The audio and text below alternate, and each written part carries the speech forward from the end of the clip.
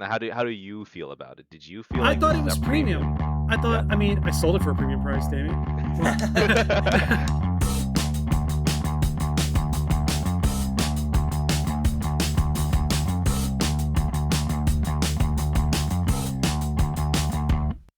Bring me the next shiny new thing. Bring me the next shiny new thing. Bring me the next shiny new thing. Bring me the next shiny new thing. Hey, everybody, and welcome to the Big Bad Figcast. My name is Brett, also known as Geek Over 40, and thanks for joining us for another episode. This is probably going to be one of my favorite episodes that we do since FOMO back in episode 2. Today, I am joined with my co-host, Phil. Phil, go ahead and say hi. Buongiorno. You can't mix your languages with your accent, dude. That's just going to confuse people. What time is it over there right now? Just gone 10 past 2. 2 a.m.? Yeah. Yeah, all right. So thank you so much, Phil, for reaching out. So before we get started in today's subject matter, we've got an extremely special guest today. This is our crossover episode with the podcast known as Brick Chat. Today I have Blake, also known as ThrawnBuilds here. Go ahead and say hi. Hello. Thank you so much for having me. Well, this is a reciprocation of you having me on your podcast. So I wanted to do you the favor of not having to edit an episode for once. That's exactly what I was just telling my wife. I'm excited to just talk and then not have to do any work afterwards. It really is a pleasure. For those who aren't aware of what Brick Chat is, can you go ahead and plug away? Yeah, I would say we're kind of the dark twin to the Big Bad Figcast, but we are Star Wars, whereas this is more superheroes. Very different podcasts, but I mean similar. We focus on customs and a lot more on custom Star Wars. And I'm over there talking with the brick engineer Elijah, and we try and do weekly, but we have missed that the past couple months. So we're hoping to get back into a schedule. And I really wish I could plug in on a schedule, but I just can't yet. So I'm just going to leave it as we're hoping to come out with one soon. Props to you because you are more consistent than I am. And the reason why I don't commit to a schedule is because life gets in the way. Yes, it really does. And for those, so the Ask Us Anything episode will be out before this one comes out. So you'll know the answer to the question when people ask, what was the hardest thing about running a podcast? It is the scheduling. Yeah. I mean, it took a while to schedule this episode. This was supposed to be recorded a week ago. Then Marcus was going to be here. And then he had a dip because he had stuff going on. So it's just life. But coordinating everyone's schedules is tough, especially across the world, which you guys have to, you all have to deal with more than we do. So, but if you're interested in Star Wars, classic Lego, classic Star Wars, classic. You dive into the modding community. Mm-hmm. Something I want to touch on as well at some point. Lots of brick arms, yeah. Yeah, you guys do a great job covering the things that we don't. So it's basically like if you want a real complete picture of a custom world, combine us together, and that's it right there. I love to see it that way. Thank you. Yeah. Thank you. Maybe we'll and thanks our theme songs together or something. I don't know. Yeah. Throw in a little bricks and banter while you're at it as well. Oh yeah, well, exactly. Hey, if it wasn't for Billy, this wouldn't even be happening. Neither of these podcasts would exist. So for Bricks and Banter, go ahead and Google for that one because that's laid the groundwork. That crawled so we can run. Billy's great people, and I was nice to talk to him and ask him how we're doing, and I got some tips from him and whatnot. So yeah, I'd love to have him on eventually. He's supposed to come on eventually as well someday. I got a long list, but again, time. So not to dilly-dally too much longer, I want to go into today's special guest to help us because their question to me was the genesis for this idea of an episode. Back in about October to November, I get a DM and they said, you're always talking about premium customs this and premium customs that. What do you mean by premium? And the honest answer was I had no freaking clue. It's just something that rolled off the tongue. And the more I thought about it, the more I realized this is worth a worthy discussion, which is one of the reasons why I brought Blake on board and I asked him to come by because I want to also, again, get the whole gamut of the customs community involved in trying to figure this out. Yeah. Today, I want to introduce a very special guest. His company has been around since about 2018.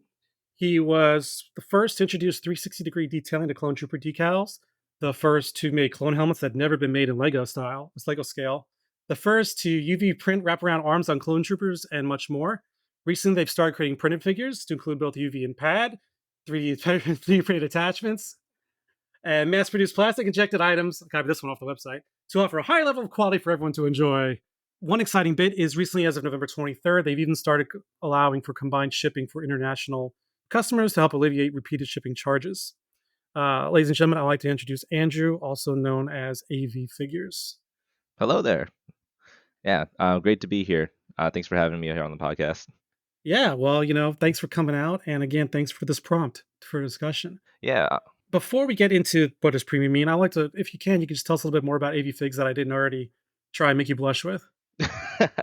You already made me blush. Thank you, though. Yeah. So, I mean, just as a quick background, when I was 10 years old or something, and I was watching the Clone Wars, I was like, hey, Lego doesn't make that clone, but I want to make it. So I took Sharpie to my blank clone troopers, and I made my own custom Commander Gree. And then I realized, like, okay, this is not enough. So eventually I learned how to make water slide decals, and I posted on Flickr, if you guys remember that platform that the Lego community used to reside on. And then people started seeing it and said, hey, can I buy that? And sometime in 2018, I was like, all right, let's make this a business. So our roots were always founded in making water slide decals, particularly for Star Wars clone troopers. And we just offer like a DIY alternative to collectors who would rather make their own things or do things on a budget rather than paying full price for a figure that is pre-made for them. And so yeah, AV Figures was primarily a DIY company until about 2020 when we started doing a lot of printed figures. And since then, we've just been expanding our capacities and growing our business to a point where we can offer done for you or DIY items for all sorts of genres. You first came on the radar to me because, Spidey was my jam. So that's what I'm usually going after. And I spotted your 360-degree decaled integrated suit trooper. Mm. And that's when I first actually reached out to you. I was like, hey, can I buy this? Because I didn't know anything about you. And you're like, no, we just sell the decals. But you're Yeah. great. You're like, that's a friendly community. They'll help you. And that's actually when I got to meet Bendel and I got to meet Barix. And I actually, he said, he quote, I came out of retirement to help you with this because I don't know too many people that can do it at the time. So yeah, he did a phenomenal job and it sits proudly in my display along with a bunch of Bendel troopers as well.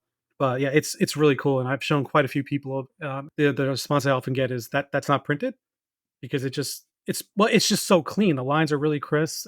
There's no distortion, and of course that credit goes to Barix for his way of applying the decal, but the quality of the print of the decal as well, and how well it covers the surface area is really something else. If you ever try to plan on making a box, that can be difficult. Man, you're talking about trying to wrap around legs and all curved surfaces. It's a I can't nightmare. imagine the math that went into that.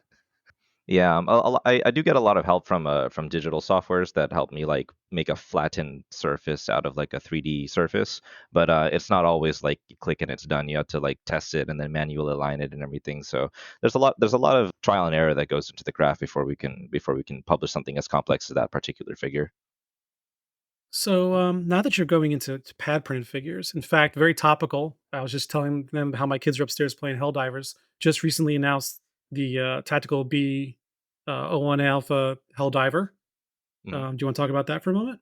Yeah, well, Helldivers kind of came out of left field for me and my team. For a little bit of context, my primary team who helps me here in the warehouse, I've known them since I was in middle school. So we go way back, and we all work on this business together. We downloaded Helldivers for the hell of it one night, and then all of us were like, yo, this is really cool. Let's make it into a Lego figure. And so I began the design process for it, and then I was like, okay, there's all these cool metallic stuffs on it. And as much as I love UV printing, you can't really UV print metallic, at least not yet. So I was like, let's make it pad printed because one of the advantages of pad printing is being able to print metallic colors and finishes. So we put that together. I talked with my manufacturer. They said, yeah, let's do it. So we put that pre-order up, and we're about to put it into production, or we're sending the parts to them next week. And for those who have never purchased anything from AV Figures, specifically in regards to the pad printed and the larger projects, right now it's easy to say you've probably set the standard for what an update should be like for production. I mean, seriously, I'm saying this as somebody who buys, Light Brick, Abnormal, Crosscheck, PCB, Jaka. Your updates are far more granular and going to every aspect of like you can even tell us how far along you are with the packaging, design, and production. It's something that it spoils us because there's going to be now you're becoming the example to look at for trying to figure out how to do updates. So I just want to put my hats off to you for that because It's really in depth, and if you check his story highlights on the Instagram account, you can see what I'm talking about. Wow, You're about what, bi-weekly, right? It's about yeah, bi-weekly. We usually start the updates after the pre-order closes. So like we usually keep our pre-order windows open for about 4 weeks, which to my understanding is longer than most people keep their pre-orders open. yeah. And from there we just update bi-weekly to let people know like what's up. So you're not wholly enclosed as a production team. You've actually partnered with quite a few folks in the community.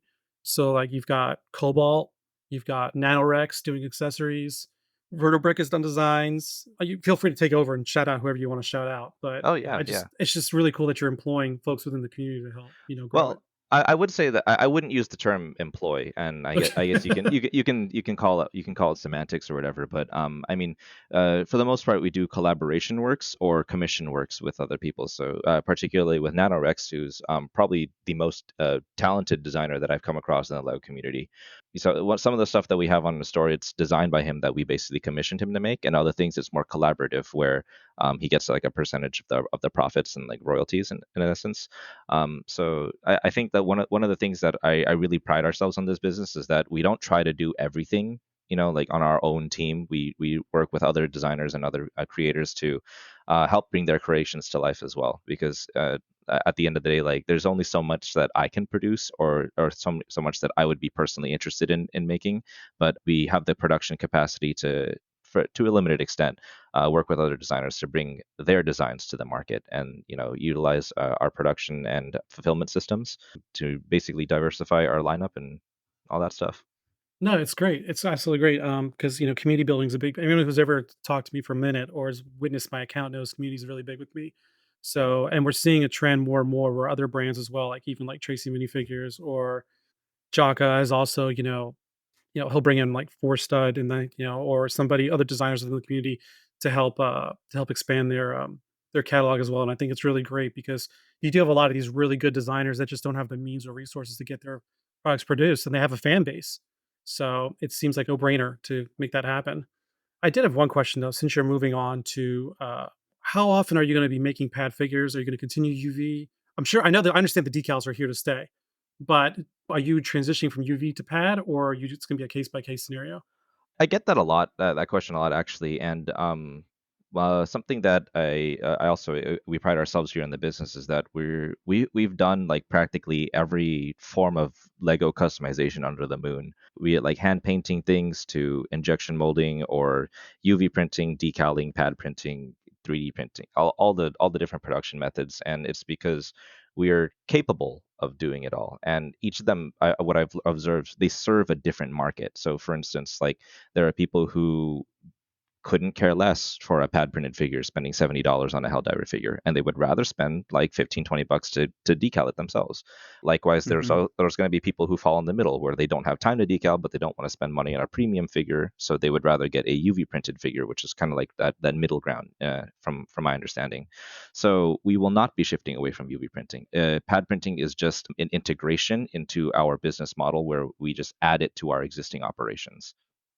Are there certain elements of this done in house, or is it all in house, or are there services you use elsewhere, like is the pad done elsewhere, for example, or the digital, or So all the pad printing, some of the more simple pad printed projects we do in house, because I have a small 2-color pad printer, but a lot of the figure pad printing, it's outsourced to a company in China. And the digital design, majority of it is in house, but sometimes we ask and work with other creators, as we mentioned before. But for the most part, the production is done in house on the small to medium scale, and then on the large scale, where we're getting injection molding and pad printing, that's outsourced to China. cool? Because Brett, obviously, like Brett said, in your UFC style fighter introduction, all the rundown of your achievements. Something I noticed on your profile earlier. You've done combinations of things where they're pad and digital. I found that very interesting because that's certainly not a common practice. So, I mean, what was the sort of the focus behind that? Was it just limitations of digital, sort of bridging those gaps in between, or? There were a lot of variables, but I think the primary thing was that the designer I was working with, Vertibrick, who's also a really talented designer and now runs a premium pad printing company called FigForge. They said basically, Verti was like, I want this face to be pad printed because he feels that faces need to be pad printed because on UV it just doesn't. It has that weird like UV finish that doesn't really convey. Picks up the light from the surface area. And Yeah, Yeah. which to a certain degree I agree with. So I was like, okay, I'll pad print it. And there were also some parts of the figure design, like at the top of the shoulders, for instance, that's really difficult to reach with UV printing. So he's like, can we pad print that? I'm like, sure. So we didn't have the ability to outsource the project in its entirety because we at the time we were still testing different outsourced manufacturers, and we also didn't have the capacity to pad print the entire figure in-house. So we're like, let's pad print what we can, and then let's UV print what we can. And so that's kind of where that hybrid approach came into play. And on the topic where you said that you don't see that often, after having produced the figures, I can see why. It's a lot of work. You've come up with a lot of creative creative solutions as well, though, because I was looking through your posts, and I could see you've actually airbrushed with pad printing ink for certain areas, and you've hand painted with pad printing ink as well. So that is really quite cool, that you've come up with all these sort of creative solutions. You never see brands doing that as far as we know. I mean, I appreciate, there are a lot of brands that do sort of like the tops of boots, for example. And I've always wondered myself how that's done. I'm assuming your method of airbrushing is probably how most companies or factories would be doing it, but I never would have guessed that before reading your posts, Well, actually, I got that idea from Grandpa Clone Customs because he made these cool. So if you don't know Grandpa Clone Customs, he makes Lego style pad printed Clone Trooper minifigures and Star Wars in general.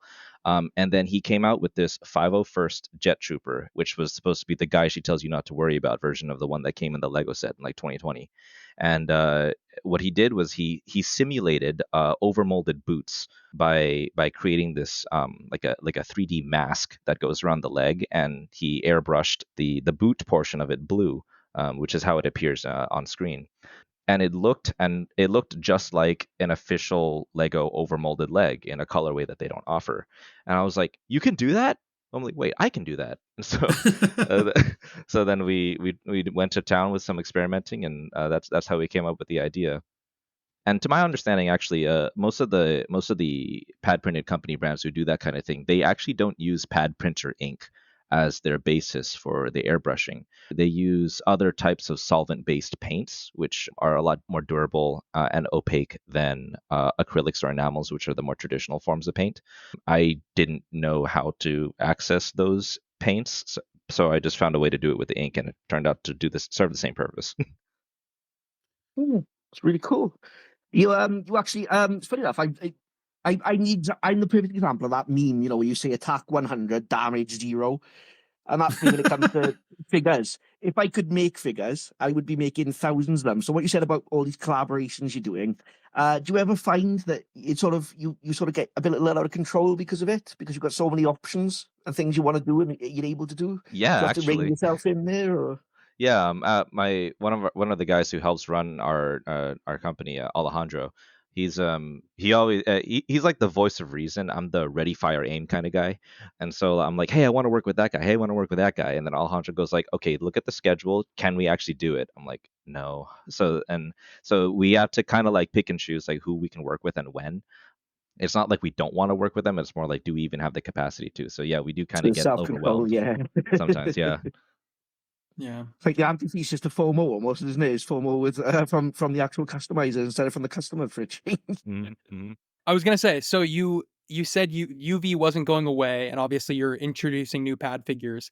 But what's it gonna be like in the future? Deciding with new figures, going the high quality pad versus doing the UV. Are you always gonna shoot for both? Is it gonna be when you see the need for a really popular character or something, you'll create the high quality version, or what's the thought process on even injection molding versus just printing something and painting? All right, so that's a pretty loaded question, and I'll Definitely. kind of break down the mentality that I didn't invite you here to alienate my guests, Blake. I just meant it big picture. I just meant no, it's fine. with the thought process. Yeah. Chat, guys, God. I'll try to TLDR it and not like bore you guys with all the details because I could talk your ears off for hours on this shit. Oh, you can. I can just edit it out. But yeah, true. Fix it in post. Yeah. So the primary thing that kind of helps me decide whether or not something should be pad would be the projected popularity of an item. Because, for instance, like I really like this one character from this video game that I play, but that video game is not as popular with my audience, so the pre-order would probably perform poorly. So I would not do a pad printed figure for that particular one. Helldivers proved to be popular enough where I figured it was worthwhile to do a pad printed one, and it was something like the Final Fantasy 16, which is one of my favorite games. That guy probably would not get pad printed, and so he would get UV printed. But in addition to that, a lot of pad printing, or a lot of the reason why we would choose to do something for UV printing is because we got bills to pay, and ready to ship items sell pretty well. So, and this is not to say that it's all about money, but a UV printed figure, I can take it from design to full production within at least a week, at most like 3 or 4 weeks. So it's a lot faster to produce, and there's a market for people who like the UV printed figures that aren't quite as expensive as pad, but are higher quality than a decal version. UV printing makes up a pretty good chunk of our company's income. Well, I mean, look So, at Firestar. I mean, mhm. there's your example for UV popularity. I mean, everyone, a lot of folks like to prefer to go if they have to buy custom. When they look for superhero stuff, they'll go to Firestar, for instance. And Firestar's doing a killer job at it too. Yeah, They've they been really are. really pumping things out, honestly. Yeah, they've been Very pairing up impressive. with Input Bricks Hmm. to create accessories and whatnot. Yeah. You go to any major Lego account of someone whose audience is primarily like official purist people, but they also collect. Like you go to Minifigure Merc, where you go to Charles Lego's account and they review a custom.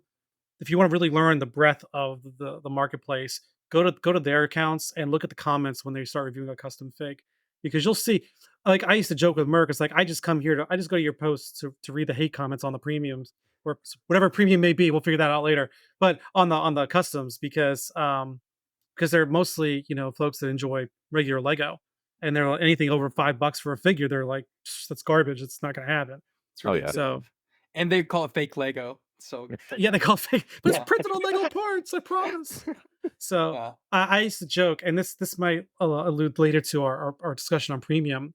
Like we need to make like the iceberg. I know people have memeified the iceberg with Lego and prints and whatnot, but just like the level of involvement on how much they accept customization.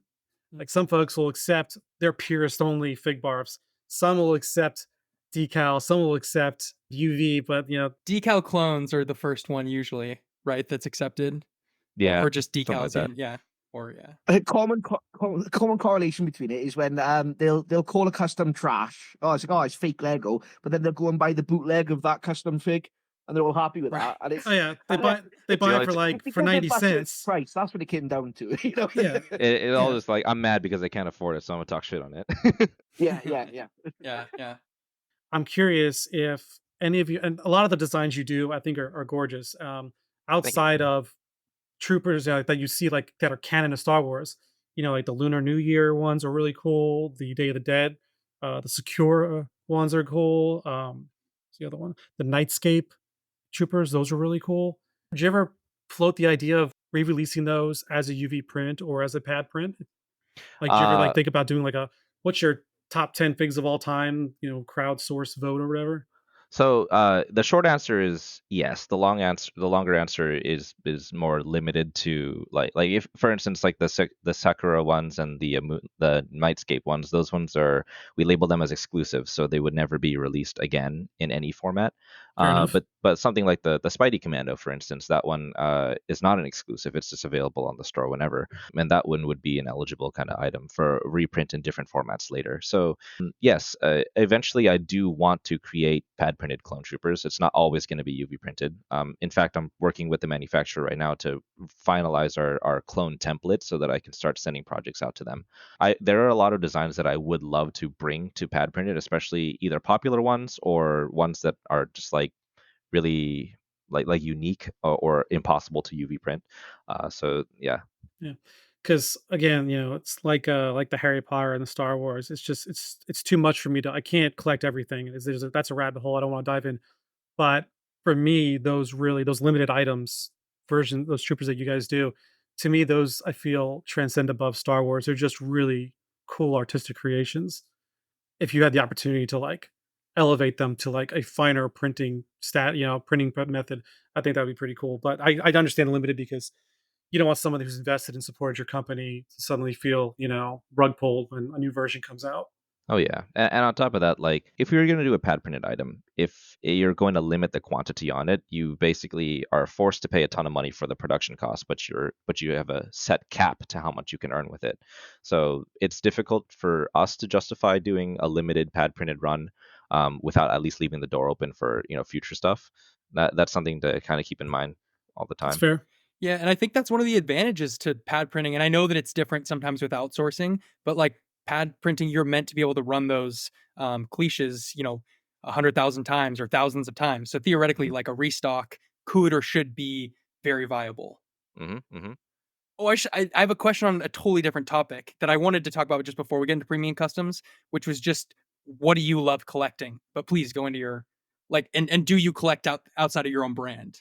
Okay, yes, I'll get to that in a sec. I just wanted to throw in there that like on the topic of restocking and stuff like that, and hopefully maybe you guys might have some insight, or maybe someone in the comments might be able to enlighten me. But I actually don't know why most companies don't restock, because if you're gonna pay all the money for the tooling for a cliche and for the custom molds and stuff, you can run them again. Why not?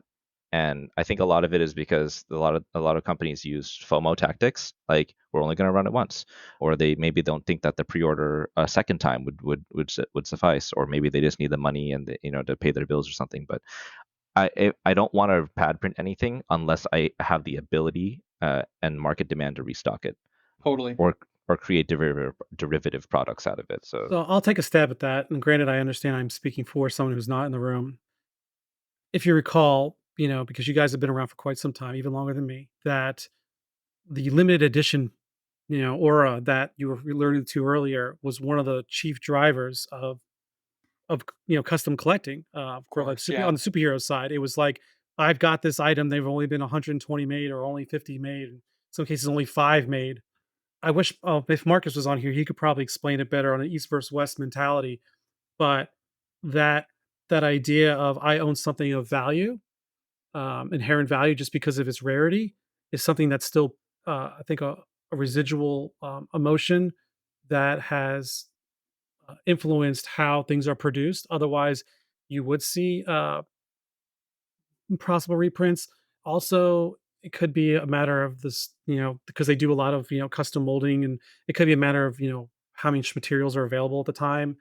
It could be that they whatever their factory agreements may. These folks, they don't have. They're paying a lot of money just to get squeezed in the line, because these factories are producing things well beyond minifigures. Right. That are they're dealing with people that are getting like 20, 30, 50,000 units made, and they're just trying to get 120 units made. So they may want to just keep building their catalog as fast as they can. I'm not dismissing the FOMO leveraging at all, but I also feel because they're playing a game of catch up to try to get things out for other brands, or they have a personal it's like cross check, let's do in the Bat family, or Abnormal's doing the Bat family. So I think they have things they want to get out. But I think one of the big drivers is probably some of the old school method of thinking about customs, because there are brands that are moving more towards open pre-orders, much more so than it was like 4 years ago. As recently as about a week or so ago, I don't know if you saw that Phoenix Customs announced their new production method that they're going to do, where basically they just announced the Deadpool and the Wade Wilson minifigures based on Deadpool 3. They announced the render. Pre-orders have not started. They're just like, hey, this is coming, just so you know. And then today he put out another update when to expect that pre-order to happen. The pre-orders won't open until the test print is done and they can show that it's in mid-production. So it gives people time to plan to buy, and then I think it'll still be like a bit of an open pre-order when it's done. So there won't be that fear of losing out because there's only limited quantity. So I think that's probably the most obviously ready to ship is probably the best way to go. That's what we ideally as a consumer what we want. But in terms of being able to generate interest, be courteous of collectors that are buying from multiple brands and resellers and on limited budgets, and making things available. I think the Phoenix Customs model, granted, it hasn't been tested yet. This is all theory until this first fig. I think it's a pretty good hybrid of all things in between. And I got a comment that's a really ballsy method for him to do, and I commend that. Half the reason why people do pre-orders is because if you want to get a product started, you need to put a down payment, and the down payment is several $1,000s usually. So if you wanted to even get it to a point where it's in mid production, you have to pay that money up front. Right. So that's a lot of brands either aren't willing to or can't do that, which makes perfect sense, honestly. So like the fact that he wants to go that extra step of having it already be, like, let me show you some physical prints to show you that this is still happening, is definitely happening. That's huge. Reputation comes in there, doesn't it, in a big way? I mean, Adam's gained enough of a reputation over the years that he's able to have faith in the fact that it would sell well enough, His renders have been reliable enough that when the final product comes out, it looks like his renders. I would say also this is also a bit of a step forward in rebuilding trust with collectors after what happened with Rex. Also, I'm not going to beat around the bush. And in fact, we are right now in the middle of, and I say we because I've been working with him. I've been emailing all day today, back and forth, working with on the plan to help recoup the lost money that Rex bounced with for. Well, it was Rex, Young Bricks, and Korea minifigs. Adam put it out. It's about $60,000 in sales that need to be covered in order to ensure that those customers don't have to spend more money to repurchase figs they've already paid for. And he's been going all out. And I think the plan that he'll be further along by the time this airs, may even be public by the time this airs. But so far it's pretty solid. And there's been a lot of A/B testing and inquiries within the community and with established collectors. And he's really got he really, really does not want people to have to pay again. So hopefully this effort, this event, so to speak, will pay off in the long run, literally and figuratively. Yeah. And I'll add too, though, that this whole model is pretty specific, though, to outsourced people using that production model, because I will point out that, Citizen Brick specifically has been restocking products, and very small brand, but shout out to my, podcast co-host Enigma Bricks. They announced that they're going to do a full restock of their overprint torsos because they can. They could, run that thousands more times. So I do think we're seeing, like you said, a lot of the original collectors and that original community was built on the limited aspect. All Cristo figs, originally were pretty limited and weren't numbered, and then obviously he switched to all numbered figures because everyone cares about that. And all of the packaging. Ultimately numbered fig. I'm gonna fire back on Cristo because well, no. Oh, by the way, you're in my house. This Cristo shit ain't happening. Hey, you say Cristo again? I didn't even catch it. If we're leaving pre-orders in there, we're talking Cristo. At least no. The reason we're no. We're gonna talk about him, but what I'm saying is his numbered card thing. It's BS. Oh, for sure. I can't. There's more CRs because he's got his team that he gives to number 4 CF. If the card says 1 of 30, it means it's 1 of 60. Because there's another 20 friends and family, and there's another 10 it's staff. 1 of 30 of that run before he does another 30. Right. But I'm just pointing that out that, if you are, and Cristo is totally not in that model, and yeah, terrible delivery system. But if you are producing your figures in-house, I do think we're seeing the shift as, the Grandpa Clone customs and light customs and the ready-to-ship figure models are coming out and prices are dropping. And like Adam was talking about it on our podcast episode, he's seeing, the return from those crazy injection molded, 360 high quality, all surfaces pad printed, back to kind of the more simple, Lego style custom, just to bring price down and bring it, ready to ship. So I think we'll see more restocks with that. All those brands are kind of saying that they'll do restocks or have restocked. So I just think we're seeing it more and more in 2024, Yeah. Definitely. I think kind of similar to what Brett said as well, it depends on the actual setup. And like you said as well, Blake, if it's outsourced, that's one thing. But I think some, like you've got small sort of brand like KO Customs, it's just one guy, Kyle, Yeah. I think perhaps he's just looking forward to the next thing as well. Sometimes it's not about going back, it's about, so much effort to restock a product. Yeah. And shout out to Mini Bigs. I mean, his Wu-Tang torsos and money heads sold out so quickly. He's like, I didn't expect him to be this popular. And the same day he's like, I'm gonna do another run. Yeah, and keeps happening with Al now though. He's got to rethink his numbers. I think he's he did that himself all the time with the horror enthusiast, or I forget the name of that fig, but like it's sold out day of, and he just what'd you say? Did you say horror enthusiast? I said horror. Oh, I was gonna horror. say Jason, but then I I don't. was like, I'm what just the hell's? Well, I got my Horror. episode intro. We have the Patrick Bateman figure ready. Well, I was like, horror enthusiast. What's going on? I don't think Al has made that yet. I'm the one blushing now. But the Michael Myers one really did. Michael elevate Myers. him. That's Yeah. See, I'm such not a horror fan. Carrie would be so disappointed right now. I'm so sorry. Sorry, They're all Carrie. all the listeners are screaming at you right now. They're like, what did you call it? I'll stick to Star Wars. I'll shut up. Okay, so look, we're not here to talk pre-orders. We're here to talk what does premium mean. Oh, Uh, yeah. So, does anybody have any other questions for Andrew? Well, I did want to ask him about what he collects. You have one go back, Oh, yeah. Well, actually, this will also tie into a little bit that I have on little thoughts that I had on the what is premium thing. So maybe we can use that as a bit of a segue. Outside of my own brand within custom Lego, I collect a variety of things. I collect some of the Baggles and LCM figures. I collect some things from Soul Brick, Malhanabi, and I love him. Rich Brick.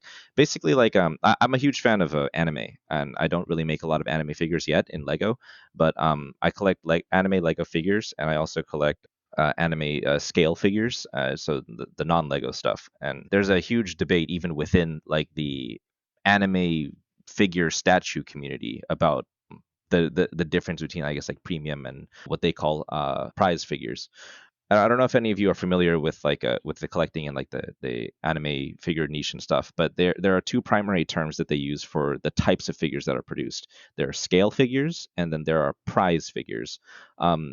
This is not as popular in America, but over in Japan especially, they love gacha, randomized stuff. So basically, you have this prize pool, and you pay money for a ticket, and you have a chance to get the top prize.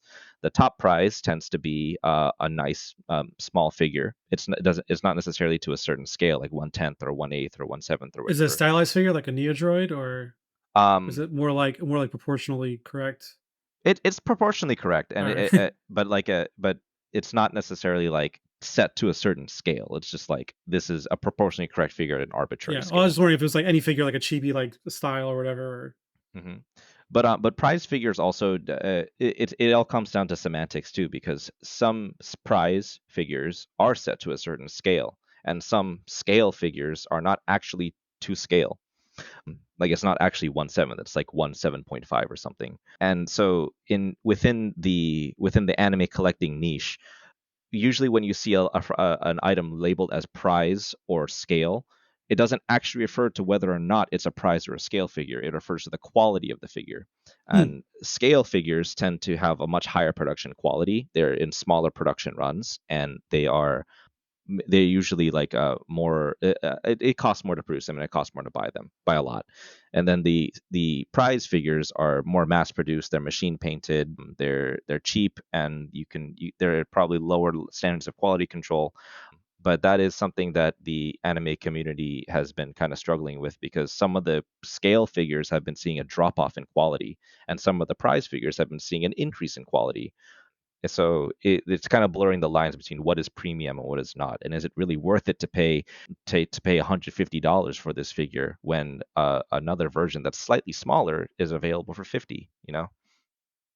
That makes total sense. I've seen some comparative since in more of the Western type toys, like when they talk about Diamond Select versus Marvel Legends and that kind of stuff, and the posability and whatnot. And they Hmm. do argue about scale.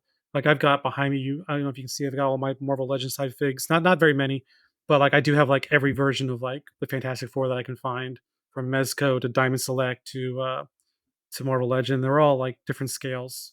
Personally, I don't give a shit. I love all the I just love the characters. I don't care. I'm not trying to build an actual unified collection. Like my kid upstairs has probably like 12 different Hatsune Miku, you know, character statues and whatnot, and then a bunch of Toga from My Hero Academia type statues, and some are posable, some are not. And thank goodness they're not into like this debate you're talking about, because I don't want to hear it.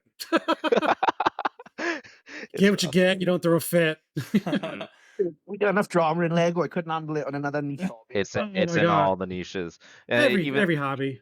and Star Wars too. I mean, like Black Series versus Hot Toys versus Right. Figure Arts. You know, it's like there's some of them are the same scale, but there's a clear difference in quality or attention to detail. And yeah, It's hilarious how we can look at these sideshow statues that are like $250 and I'm like, no, that's too much. That's too much. And then I'm like, oh, look at this minifigure. That's like 120. Perfect. I'm gonna say Life Brick just dropped 2 Spidey figs. That's the same cost, basically. Wait a minute. You're saying like just like today, or are you talking about the Iron Spiders? I'm not actually saying no. Don't get excited now. Don't I'm panic. like, I just opened up Instagram. They haven't actually. I'm saying if Okay. they did, you know.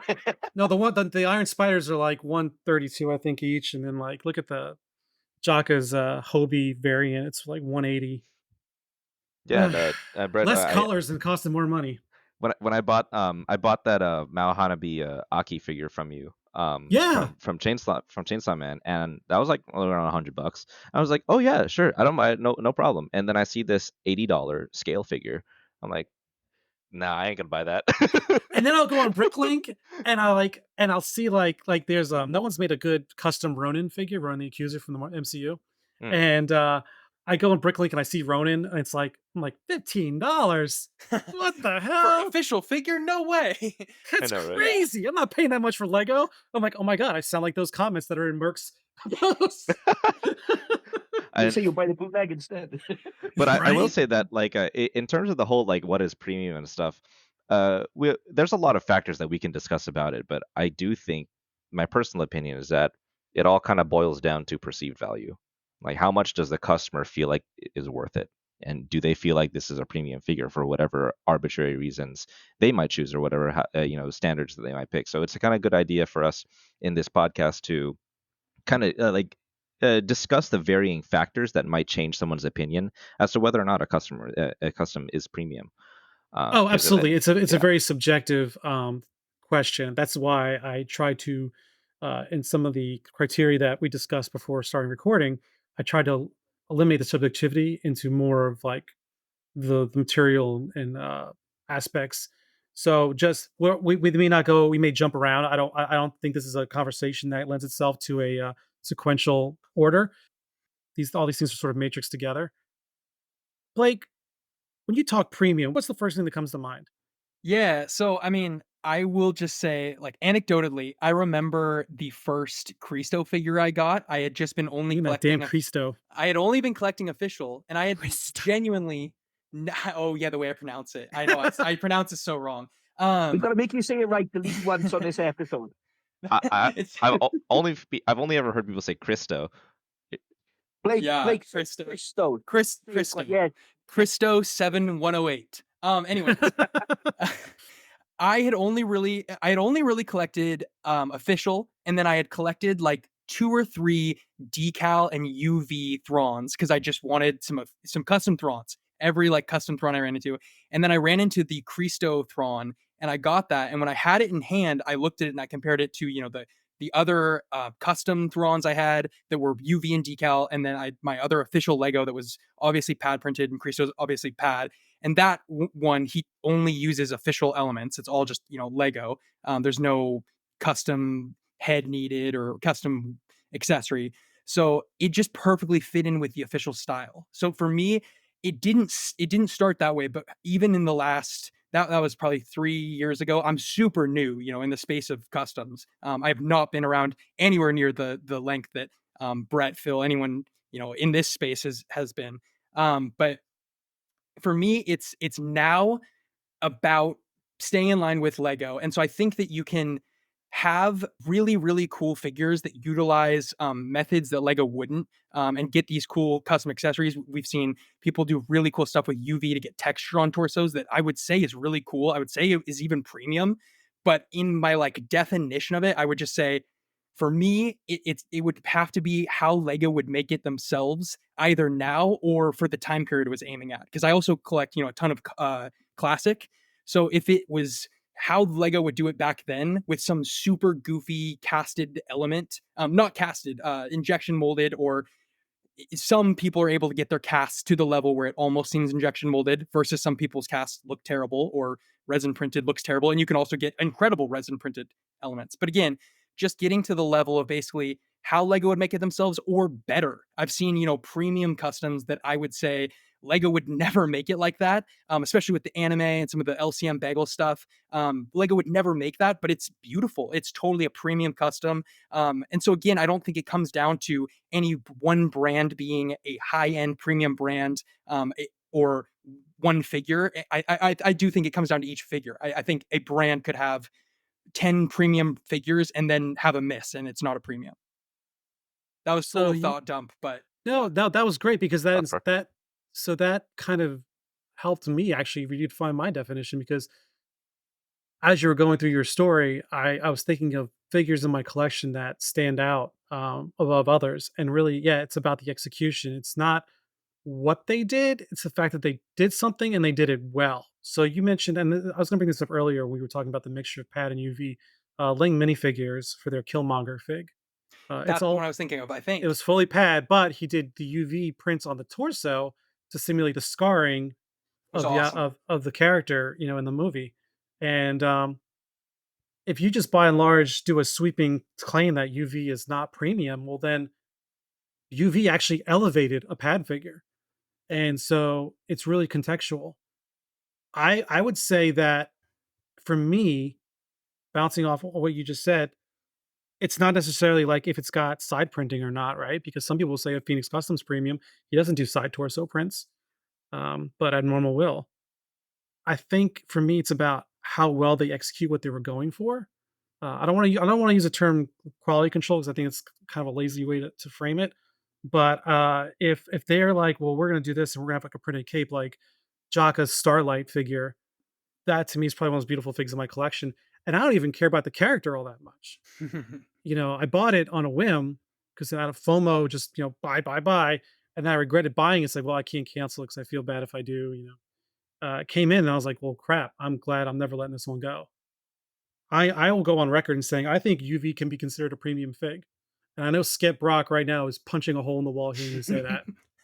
But what I'm saying is, it's I think within each genre there are subgenres and levels of quality within because they are, you look at, like some UVs really, I mean, it's sandpaper, and you have some UVs that are like you got to give it a second look to make sure it's not pad. Oh, and even on the There's a side of spectrum. pad. Yeah. Sorry, but there's even a spectrum on pad, right? Of high quality pad versus I've experienced that recently. someone's first prints. Yeah, I And no experienced that hate, but recently. someone could just be figuring it out versus someone who has it mastered. Right, right.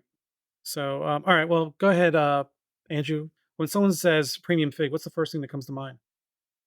I guess this leans more toward my personal collecting preferences, but whenever I see something that's premium, it's the presence of custom elements.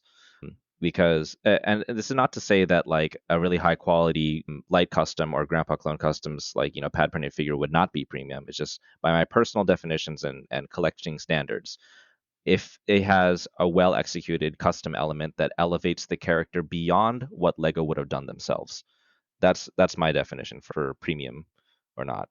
That sucks. I wish I thought of that one. It sounded really good.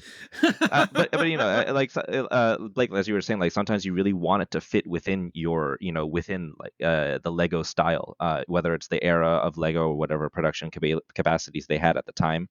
So again, it's very subjective. But personally, if I have a choice between like an official style figure or like a UV printed figure with custom elements or a pad printed figure with official elements or something like that, I would probably go for the one that is the most over the top customized that fits like my aesthetic. Like, wow, that looks cool. Because back in Flickr, I loved Pico Vamp Customs, who Brick Affliction, who recently restarted his business on Instagram, and he's doing a killer job at it. But I loved how his minifigures looked like Lego action figures. They were so detailed.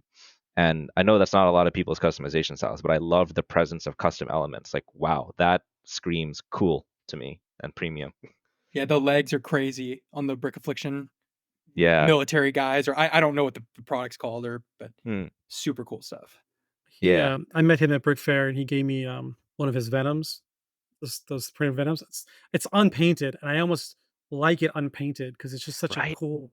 It's such. I mean, it's all pink and whatnot, but I don't want to ruin it. I have You, one of his like original resin casts from like 2012 or something. I'm like, I'm never gonna paint this thing ever.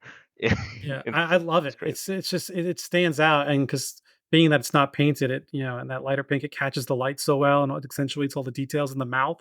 Oh my Hmm. god, it's so It's cool. incredible. To your point about fitting with the collection, I've always just displayed my figs almost like a museum. I just put them, I group them by character, not by movie or era or anything like that. And my primary charge is the MCU, with some anime on the side, and I've crossed over to some of the comic based stuff because I grew up with Marvel comics and like Ling minifigures, and Bob Customs. They do a really great job these comic based figs, and it's funny is when it comes to the comic based stuff, I like it more Lego like, but for the MCU stuff, I like it as customized as possible. Does that make sense? That makes perfect sense, especially considering like the color palettes and the Yeah, art the complexity of the right, comics versus like live action right, stuff. yeah. I want to see the scales on Cap's armor for the MCU version, but I want bright, bold colors for whatever is going to be in the comic version. And so that's so if I were to strictly stick to like comic based stuff, which be honest, it's like Lego itself by and large tries to ride that rail of more comic booky, I would see myself wanting not customized stuff. But because MCU is like my first love, that's what really got me into the collecting customs. I was collecting customs before I was collecting Lego, if that makes any sense. I knew of Lego, of course. Obviously, I had some Lego growing up. My kids had Lego, but it wasn't until I started collecting outright into customs. So to me, it's like Lego is almost too simple. So when I think premium, I think I've told Adams a few times. It's like, what if Lego gave a shit? And they went all out, and that's the kind of stuff that I feel like if you've taken it beyond the initial design of Lego, and you've got this helmet that doesn't look all bulky like a balloon head, the shield doesn't look like cheap plastic. I'm thinking of Cap in my head right now, but if you can like print webs around the entirety of Spidey's head instead of just like a little patchwork on the back, I think that's what makes it premium to me in terms of execution. On that note, actually, actually, you know what? No, I might derail this. Phil, give us your thoughts. No, go on, you may as well. There's no rail for this. So yeah. So, uh, all right. I just kind of want to throw in something there, actually. When it comes to like a general design philosophy that me and my team work with, we do as much as possible try to stick within Lego's design language. So Lego has a very specific way that they handle black objects, or the way that they handle the proportioning of whether a belt goes on the hips or whether they go on the bottom of the torso. And they have a specific way that they like a stroke weight that they use or design. So within the actual figure itself, within Star Wars, I stick within Lego's design guidelines. Outside of Star Wars, I lean more toward like heavily customized, like brick affliction kind of stuff with all the 3D accessories and shit. So, but it's kind of funny how like different guidelines or preferences can affect how you choose to collect. Whether it's like like you said, comic book stuff versus MCU stuff, you'd rather have the more Lego style stuff within the comic books things. But if So you stick with those design guidelines for your Star Wars figs and you just go up to some stranger and they see it and they think it's an official Lego because it's done so well in that regard, and we'll say pad printed for now, just so it matches Lego and meets the language, and they're like, wow, I never saw this Lego before.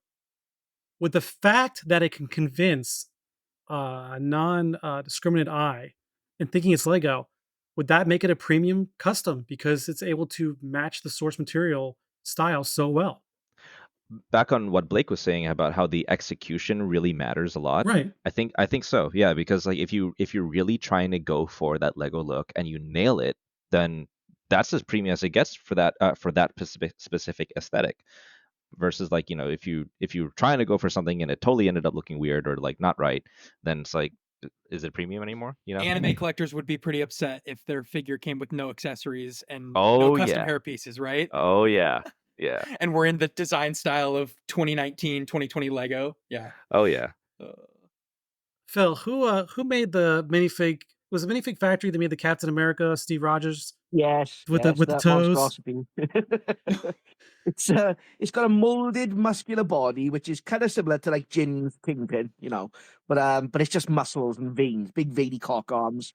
It's got printed toes, and he's got an expression on his face, sort of halfway between pain and ecstasy, should we call it? It's beautiful in how disturbing it is, really.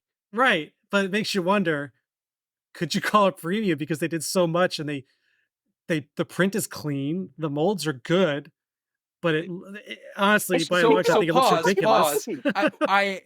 Is this in some way like has this character been portrayed in an anime like this style, or is this like in any way in that design language? Because I think the thought process there is, in at least in my my thinking, it could still be premium if there has been an established anime style or this specific style. I don't mean to box it into that. It's done in the style of when I was in 5th grade and I wanted to be a comic book artist. Yeah. Then I won't sit here defending it then. What you're describing to me kind of sounds like you downloaded like an Ultra HD Minecraft texture pack, but it's still Steve.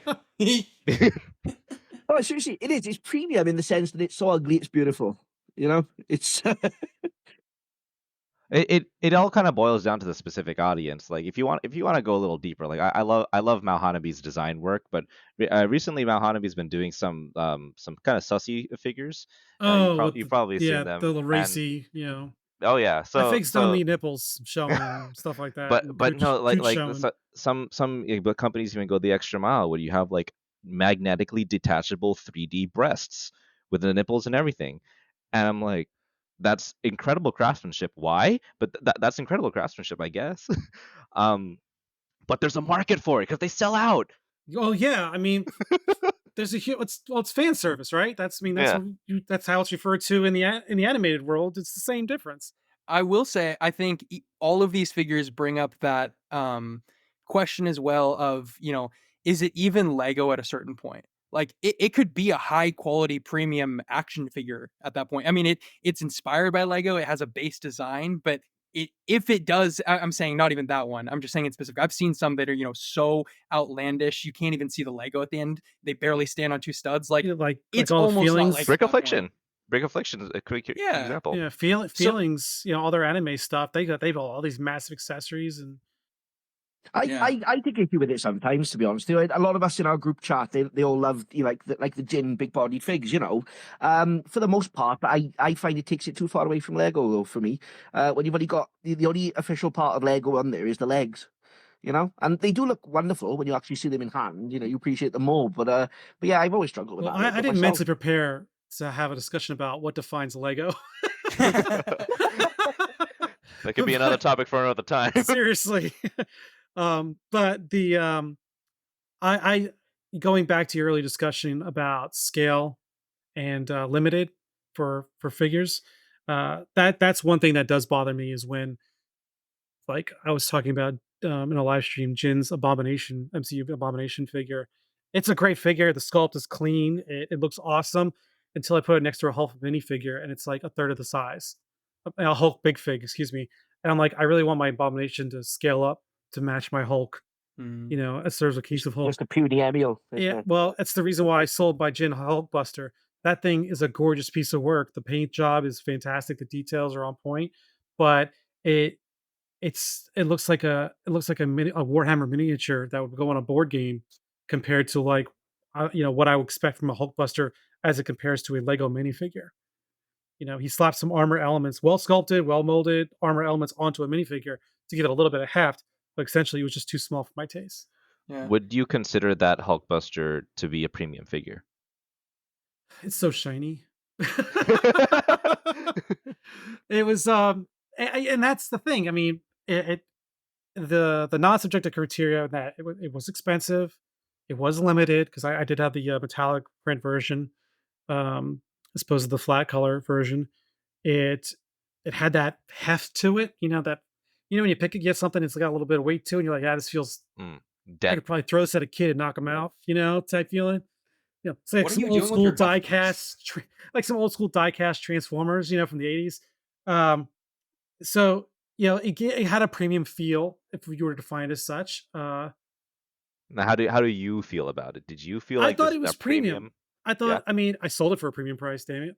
Well, no, I sold it for like maybe $10 over what I paid for it. That was fair, but it had the potential to be sold at that high of a price, Mm. and I don't know.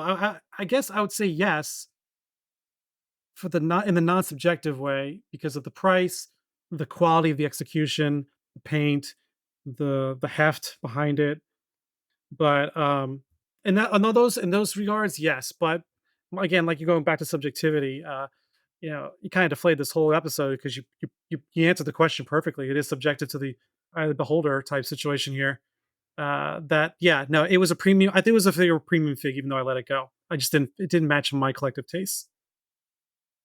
I think this is the point, though. It is. I mean, it's kind of like autism. It's a very wide spectrum, isn't it? You know, if you think it from that perspective, it like you guys have said, it is definitely the eye of the beholder, and I think it is also kind of a moving target as well.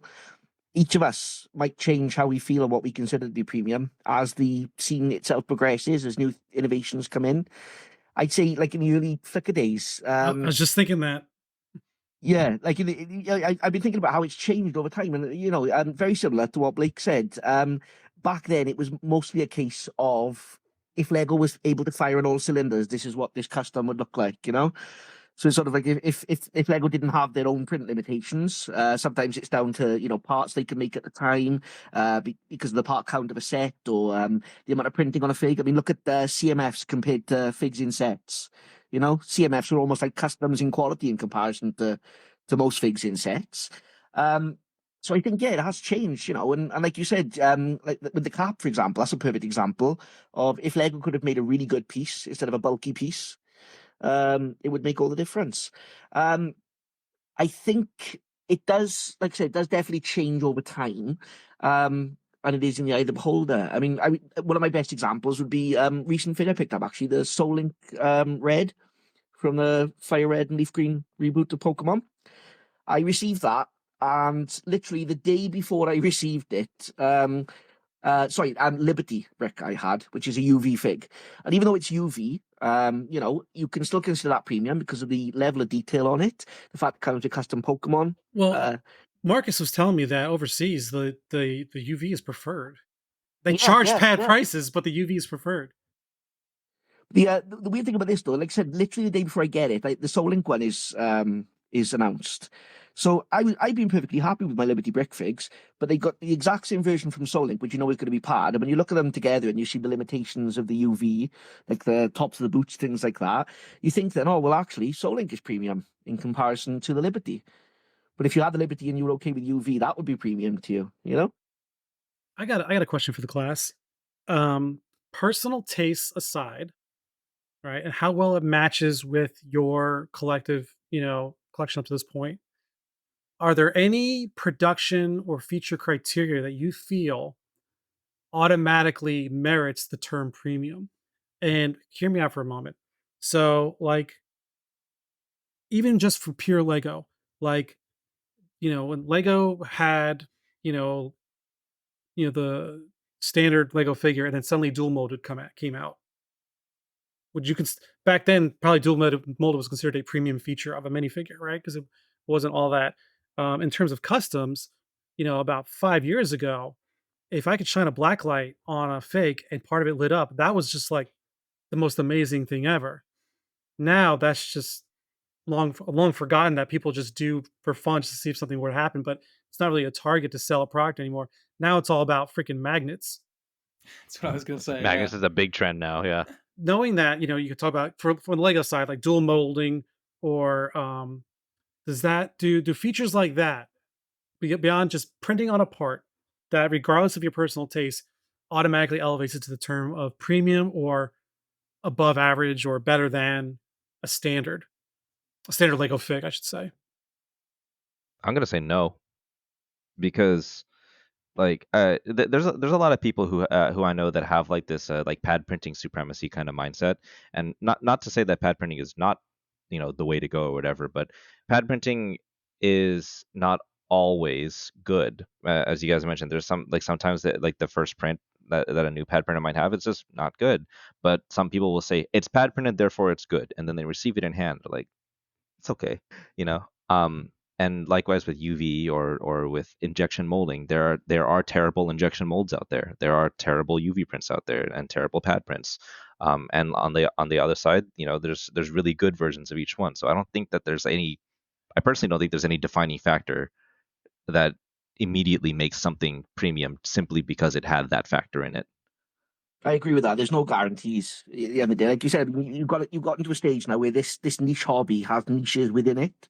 So like you guys were saying earlier about the classic figs, you've got Crystal, who is like the Cadillac of classic figs, but then you've got newer brands that have started up, and their print quality might be, might almost look like digital, the finish sometimes, you get that glare on it and things like that, or it might be patchy. Or alignment issues. Yeah, yeah. And sorry, Andrew, I don't mean to be disparaging of digital.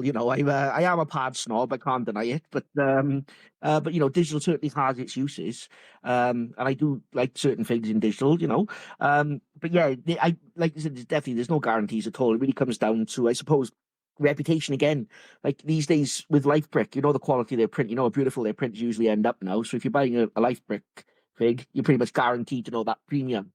But a few years ago, LifeBrick Parts issues, had some serious issues. If you recall, the Iron Spiders and the two variants therein, they were packed so tightly that the web shooters, there wasn't enough, or that's to be the fan braces, there wasn't enough spacing between, or the phone was pushing the arms against the sides of the torso.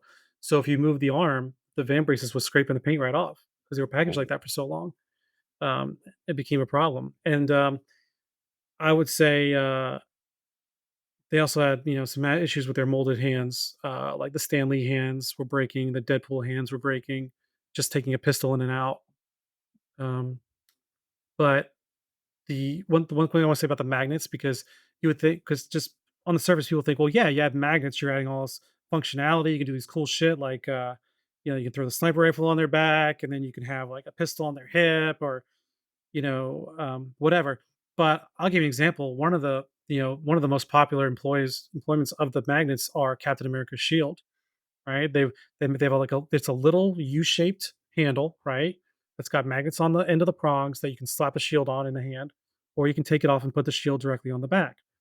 Well, I've not seen a really good example yet where the magnets are strong enough for the shield to be on the hand with the slightest bump and that thing comes flying off. And it drives me nuts. YFAD's World War II cap, the rescue cap, drives me nuts because I'm sitting there and it's on like the third tier of my display case. And if I bump the case or I'm trying to get something and my hand bumps it, that shield falls. And now I'm like, okay, now I gotta take the whole thing off the bookcase. I kind of have to tilt the case to slide it forward or back, get the shield, take out the fig, try to put it back on, try to get in there again. And it's a pain in the ass. But all my other caps are holding their shield in a certain way. So I want it to actually hold the shield the same way. I don't want it slapped on the back, even though it'll be more secure that way. So I would say, just for this, to answer my own question, because I'm just like, I was just throwing it out there. I don't think I agree with Andrew that there is no feature or function that you can add to a minifigure that automatically defaults it to a premium level. Yeah, I agree with everything that has been said. I would say though that, and this is in line with everything you guys have said, that I have yet to receive anything and there's no way to define this, but someone's extremely unique and quality packaging. If it shows up in that, it's going to be a premium figure. Like I just don't know anyone who doesn't make, premium figures that's going to go out of their way to make high quality packaging. Because even myself, like I ship my figures in clamshells. But of course, I'm sure that there's someone out there that is going to prove me wrong on that. So I'm not saying it's like indicative that straight up it's premium, but just most people who are doing premium figures are doing premium packaging, and no one doing non-premium is wasting their time. Well, I think because you want to sell the customer an experience, right? You don't want to, if you spend $120 on a pad printed figure with all these accessories, it comes with a clamshell and some baggies. For me personally, I'm cool with that because I know it the didn't ca- add to the cost of production. exactly. Yeah. Yep. Because otherwise it could have been $140 fig. I mean, the cards are nice, the metallic cards are cool, but I don't do anything with those things. They sit in a drawer. Same. Some people keep their figures in the case, which I don't know. That's your prerogative. I want my stuff on display. But I would say even sometimes the premium packaging becomes a pain in the ass. Like Feelings, their Ant-Man fig. It's a great fig. Comes in like what's basically a fucking shoebox. It's huge. Big? Now I thought it was to make the fig look smaller, like some sort of cool, clever marketing ploy. So I appreciated the idea, right? No, all their figures are just coming in this giant boxes. Oh, Because I was like, that's a really unique idea. Even Jaka's earlier designs, they came in big boxes. Oh yeah, as or well. Jaka's things used to come in really big boxes, like what would be Yeah, like a my phone case. drawer of Jaka figs filled up way quicker than any other.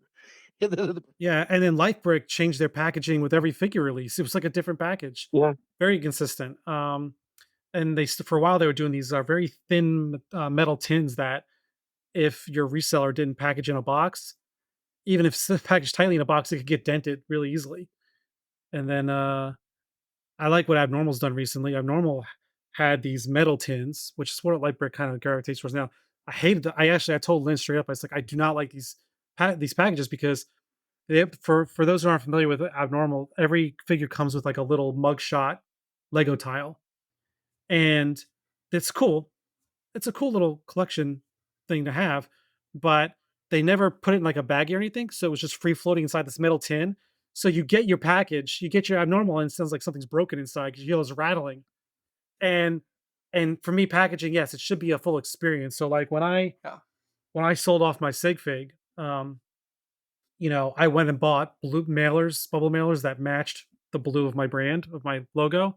I made tiles that would try to match the color of the fig. I put a sticker in there. I was trying to deliver an experience.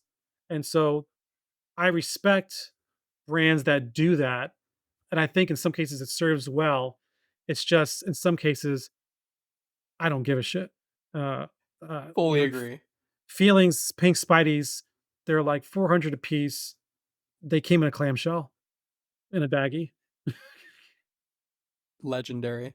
Because you're not technically paying for the packaging. You're paying for the figure and all the things that come with it. Right. Yeah.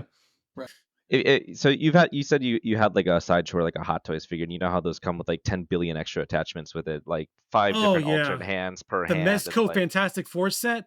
Good lord.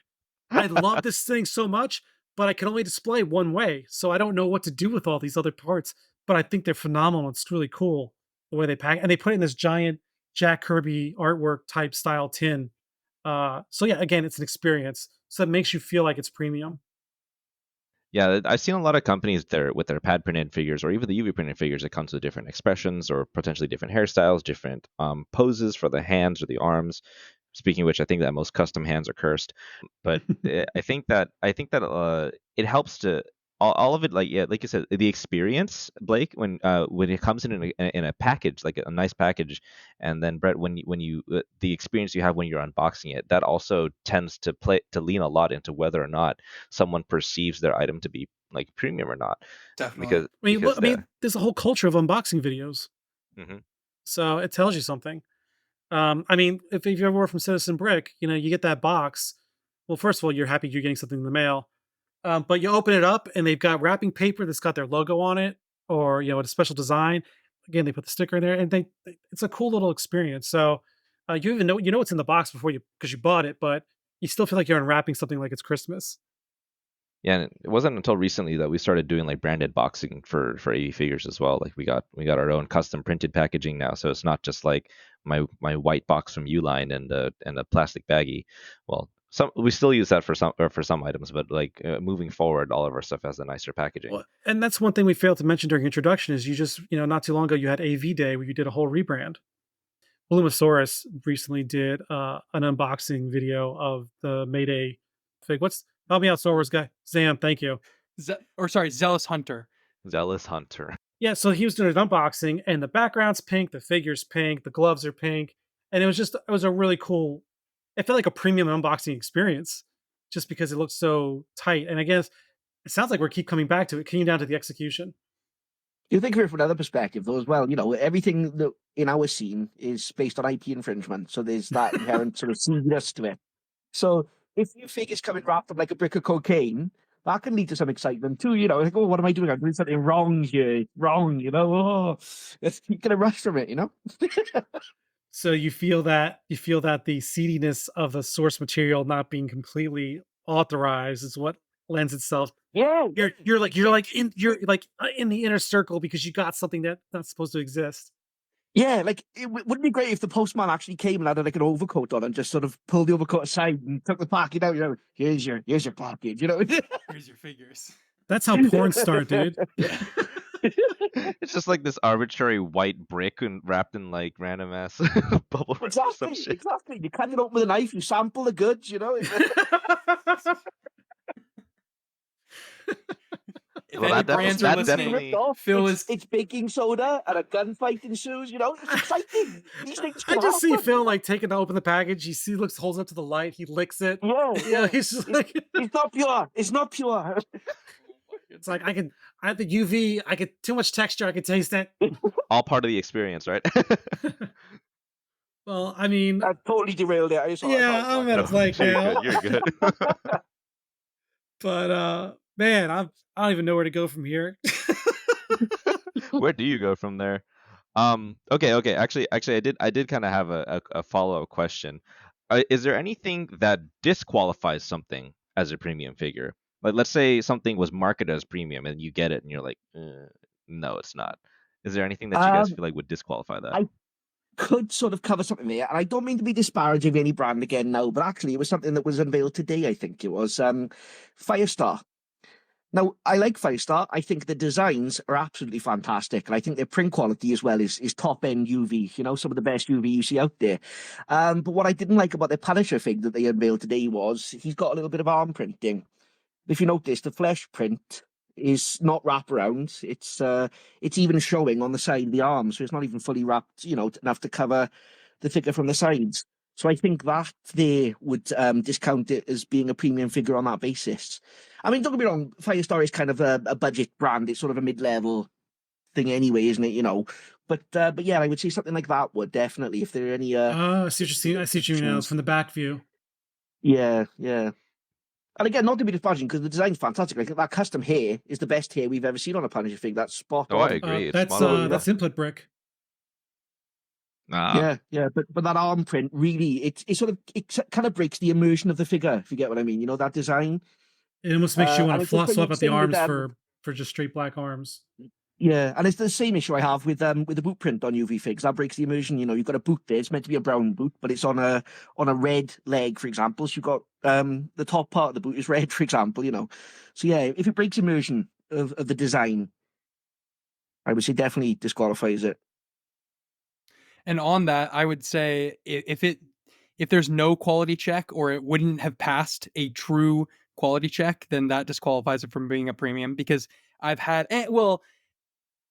again, I don't know if that disqualifies. I know what you're trying to tiptoe around. But I know exactly what you're trying to tiptoe around. Yeah, I have received items or figures that I would absolutely say are premium, but the version I received was not premium, and the fact that I can't then get a fixed version, or in some cases it's just been very difficult to.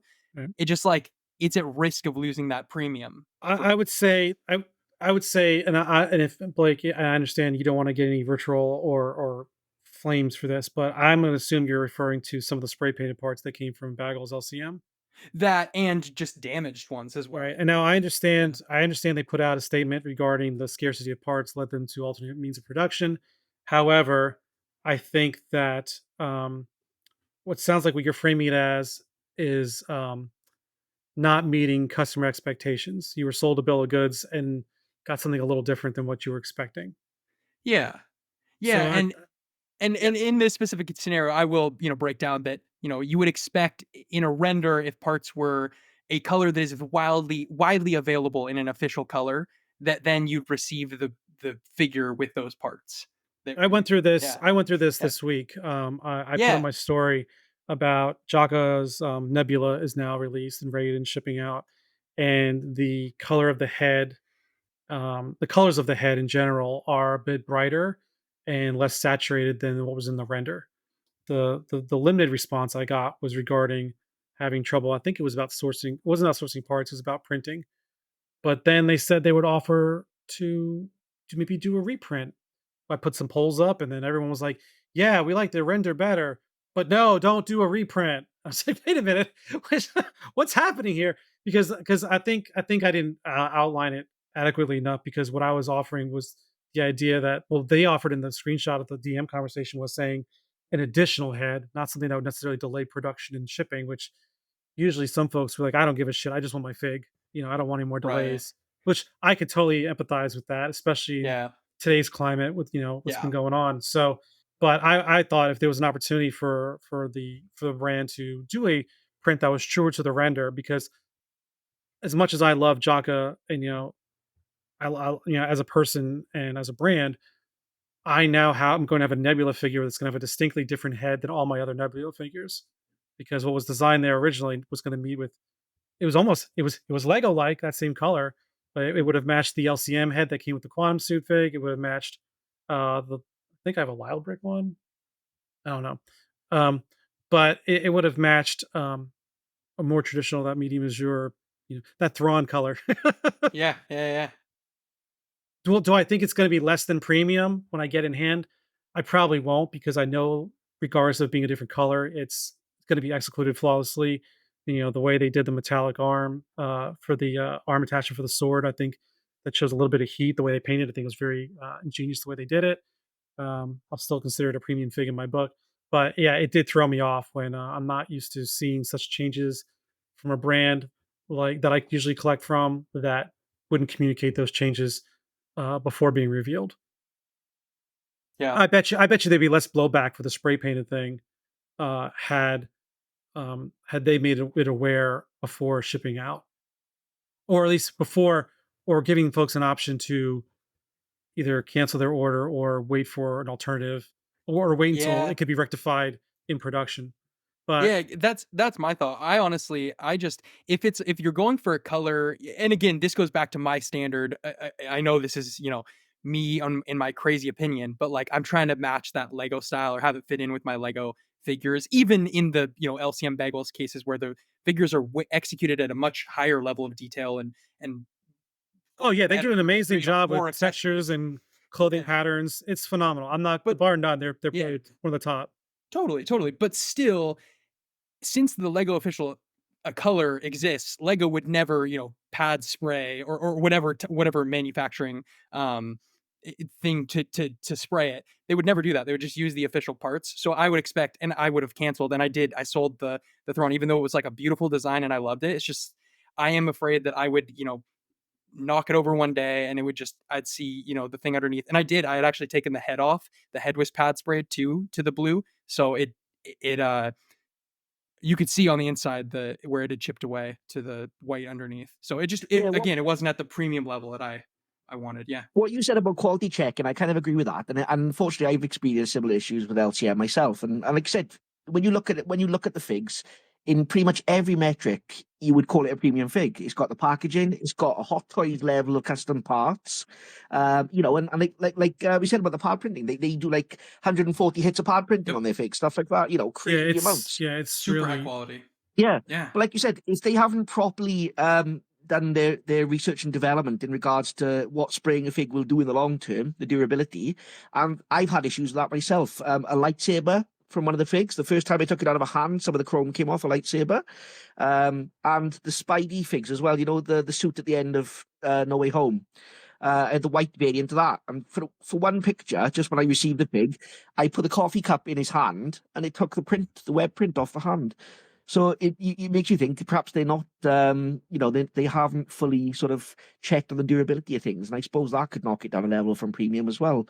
And don't be wrong, like I said, they look yeah, fantastic. yeah. These Well, figs, I the don't, design yeah, look great. yeah. This is very uncharacteristic of the podcast and myself in general, to just call out brands and cite negativities. And I want to make sure that folks listening understand that we are, anything we're calling out is certainly not the norm for these brands. It's usually an exception to the rule. Like I said, but I I would hope that those brands that I am friends with understand that I will be honest with them. I'm not just going to kiss ass and announce flaws. Yeah. Like, I mean, Brett, you want to cut that, mate? That last bit. You're welcome to if you want to. no, not at all. Because I was going to go into Yeah. my own bit saying about like sometimes a vision or a design looks great, but doesn't lend itself well to play. So Mhm. Lynn was the first one to come out the gate with a zombie Doctor Strange, and he came out with this amazing. I don't know the method of production, but this amazing molded cape of all the zombie hands. And first of all, I want to give him credit because at first it was like regular hands, and then people asked for a Lego type hands to be in the Phantoms, and he did that. He changed it based on feedback. So because Lynn is amazing, Abnormal Figures is amazing for listening to customer feedback. However, removing that cape, that long thing, removing the head, which was a little tight, and removing that led to a lot of people breaking their accessory. And he replaced what he could for what he had leftovers in stock. But that's a good example of, dude, look at that. This is amazing wingspan, and it looks great, feels great in hand, but the interactivity was so limited and resulted in a lot of breakage for a lot of folks that that ruined their perception of it being a premium fig. I think it's important for people to. Sorry to cut you off. I think it's really important for brands to, and now I'm starting to second guess some of my own product descriptions right now. But it's important. It's important for brands to put out some sort of disclaimer if that is a known fact. Like when I make the custom lightsabers and I paint them up, they'll scratch if you put them in and out of the hand. Like it'll survive one or two. Most of the time after three, like take it out, put it back in, it'll scratch, because it's impossible to get the like a painted material to be durable enough to withstand that. So I think it's important for custom brands to put some sort of thing like display. If you put it in there, leave it in there, kind of thing. Part of my ignorance, is there any way to like seal the paint so that it can't chip off? Yes and no. I mean, any form of sealant will make it thicker, and it doesn't guarantee the durability. It can help it to increase it a little bit, but you'd have to modify the base 3D model in order to accommodate for the thicker sealant on it. Gotcha. Because I recently I got Jaka's Gamora fig, and as soon as I put the sword in hand, the paint just came off. Hmm. Um, and some other folks had issues with it as well. And Jaka was quick in replacing the sword, and that one now in and out, no problem. I'm just curious what the difference was between the two. If I'm right in assuming that Jaka uses a solvent-based paint, usually solvent-based paints have a hardener feature, like it's another mix-in. You can throw in more of the hardener, which could affect a number of things, be it like color or opacity or thickness. But he might have added like more hardener to the mix to make it more durable. I'm kind of talking out of my ass, but that's my We don't know, experience so it anyway. sounds good. Just fake it till you make it. That's more than I know. I've spent a couple of hours now researching pad printing. Recently, we started to get into the process. So obviously, I think I'm an expert after 3 or 4 hours, but no, seriously, like the hardener part, especially, I couldn't even tell from what I was reading where it's meant to go in. Whether you just mix it in as part of the paint, or is it a treatment afterwards, for example? So it's actually a mix in then, is it, the hardener? Yeah, it's a mix in. The problem with pad printing the hardener is that any change in the consistency of the ink can result in like different print settings needed. Like sometimes you might need to wait a couple more seconds for the pad to drop, or sometimes you need to do it sooner, or sometimes you need greater pressure, or blah blah blah. It's a mix of things, which is why like usually people don't fuck with the hardener settings once they find one. But yeah, if you throw in a bit more, it can throw in some extra variables that you don't want in production. So is that what did you have to be even more cognizant of like your localized temperature and humidity factors regarding the hardener, or Yeah, I mean, I know this is not going to be shown in the podcast, but this room is my pad printing room, and the reason why I keep the pad printer in this room and not out in the warehouse is because this is the only place where I can control temperature and humidity. gotcha. Can everyone just go around and give me the last time you opened a premium figure that you pulled out of the packaging and you were just like, damn, this is amazing, and we're just just wowed by someone's production?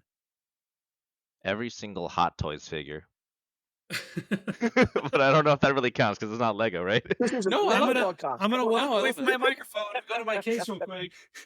You guys keep talking. Oh, I know exactly which one. I know What- exactly which one. What hot toy? Yeah, which one? No, no, not Hot Toy. I know exactly which minifigure. I didn't even have to go too far away. But go Oh, sorry, ahead. I meant to Andrew, but Oh, Yeah, no, go ahead, Andrew. Go.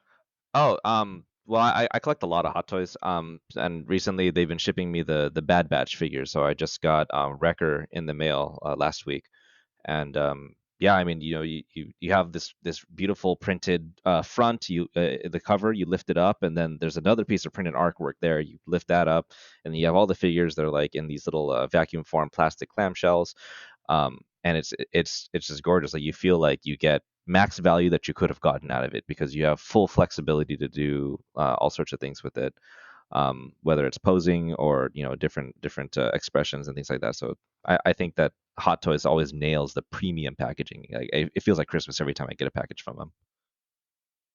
All right. So for me, I'm going to think of two for very distinct reasons. The first one that immediately came to mind most recently is the AAA Customs Red Hood figure. It's first of all, I'm a Marvel guy and it's a DC figure, so that's outside not my wheelhouse, but I've always enjoyed the Red Hood character and the whole genesis of his creation or whatever. Um, but opening that thing up, and the packaging was nice. Now I'm a little biased because I designed the card, but it's got a metallic card which is really cool, almost in the same fashion that Crosscheck does. But the the fig itself is just amazing. The lines are really crisp, but that damn helmet. I know I'm not first one to tell you I don't like balloon heads. Uh, all the Spideys that come with these molded molded cowls masks. sits in the case. I can't stand them. They just look like light bulb heads. I know Jin's trying to innovate. He's got like a half and half, like the back half and the front, so it's like split in the middle, vertically type mask. I still feel it's kind of too bulbous for my taste. Very innovative, but just not for me. I'll stick with the Lego shaped head. The only exception being Black Panther figs. I understand the need for the K, and like Donut and PCB and Lifebreak have all done really good heads in that regard. The Red Hood's actual metal molded mask is just beautiful. The print reminds me of the paint that was done on PCB's Mark 50 and their Iron Spider. That was that new printing. It's the same, different color. Their PCB's Green Goblin, but that same. It almost feels like it's like a car paint finish. It really feels durable. Like I feel like if I do drop it, it's not going to chip. That's not me saying that's going to actually happen. So don't no one do a test drop and blame it on me. It did fall on the carpet once, and thankfully it was safe. But the the helmet itself just feels good. The tactile feel when you take it off and put it on, it's got that. I don't want to call it. It's got that clutch to it, but it just whenever you put something over a head, usually that you got to fiddle with it a little bit, and I never have to do it. Just slides on, slides off, but it slides on so easily. And I did this in my unboxing video. It doesn't like free spin, like it's not too loose on the head. It stays where it is. I can turn it. It doesn't feel like it's just you know rotating in a loose way. I love the fact that he offered up a regular Lego print head of the Red Hood face for those who are adamantly against those molded heads. And most importantly, those pistols are insane. And but even the triggers on the pistols are red.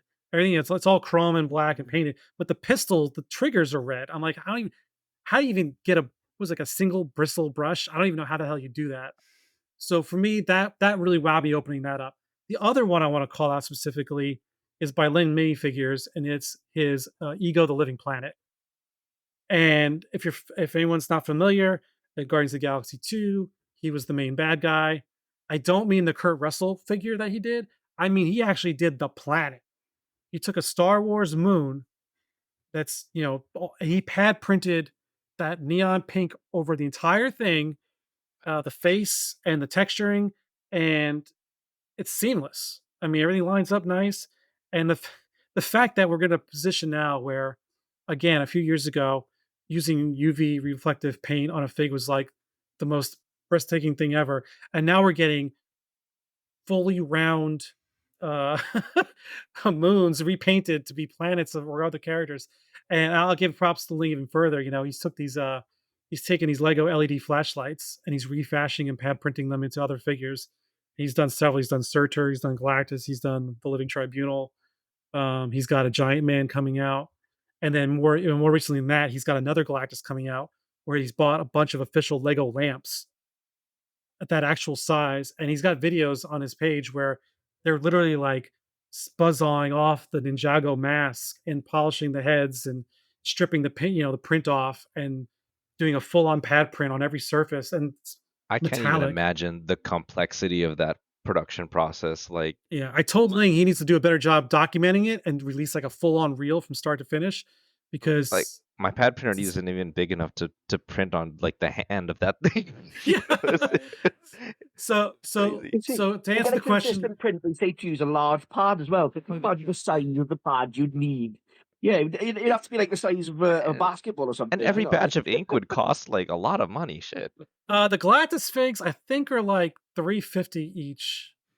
Because Honestly, he's got I a think very that's underpriced. he did it. Oh, hang on, I'll look it up. I'll look it up on Tracy's site. He did a variant of Galactus, the Lifebringer, which is from the comics, where it's basically he's like gold instead of purple. It was 348 for it, and the Galactus, and it's coming with a pad printed metallic chrome Silver Surfer, but it's going to be 230 millimeters tall. You guys can do the metric conversion. Yeah, I'll be honest, considering that we've seen some like regular Lego scale figures go for like $200, like I think 350 is honestly like a good price for So it. it's gonna be Like about 9 inches tall. low price even. And remember, it's Galactus. He's got that giant freaking helmet. And all the prep that you have to do, to even prepare it for pad printing, that's kind of wild. Yeah. So just knowing this thing exists is phenomenal. And so that's my answer for something that I've opened up. I'm like, holy crap, this is insane. Phil, you want to go next? Yeah, mine aren't as exciting as that, but Sorry. I got one more. When I got my giant box of my sig figs from Al, because I just thought it was very surreal to see my face on a minifigure. Yeah. All right, moving on. Okay, Gin Venom was definitely one for me because, like I said, I wasn't really a fan of the idea of these big bulky torsos. I think it had been a while since I'd had a Gin fig too, so I perhaps not been appreciating the quality. But when that Venom came in and the anti Venom as well, man, they just nailed that. Everything just looked perfect. It fits aesthetically with Lego, even though it's not a Lego part. And it's just done so nicely, and it looks menacing too, but at the same time kind of cute, which I think is something that's the Lego aesthetic I like. It's got to kind of be a cutesified version of something. So to straddle that line so well, that was one.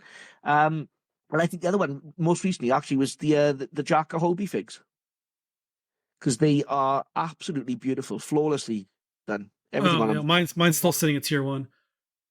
They are. You're gonna love them. I mean, both of them. The variant is beautiful as well. The black and white style one. But yeah, both of them. They just because they're like almost 360 printed. Like the legs are 360 printed. All the way around and that.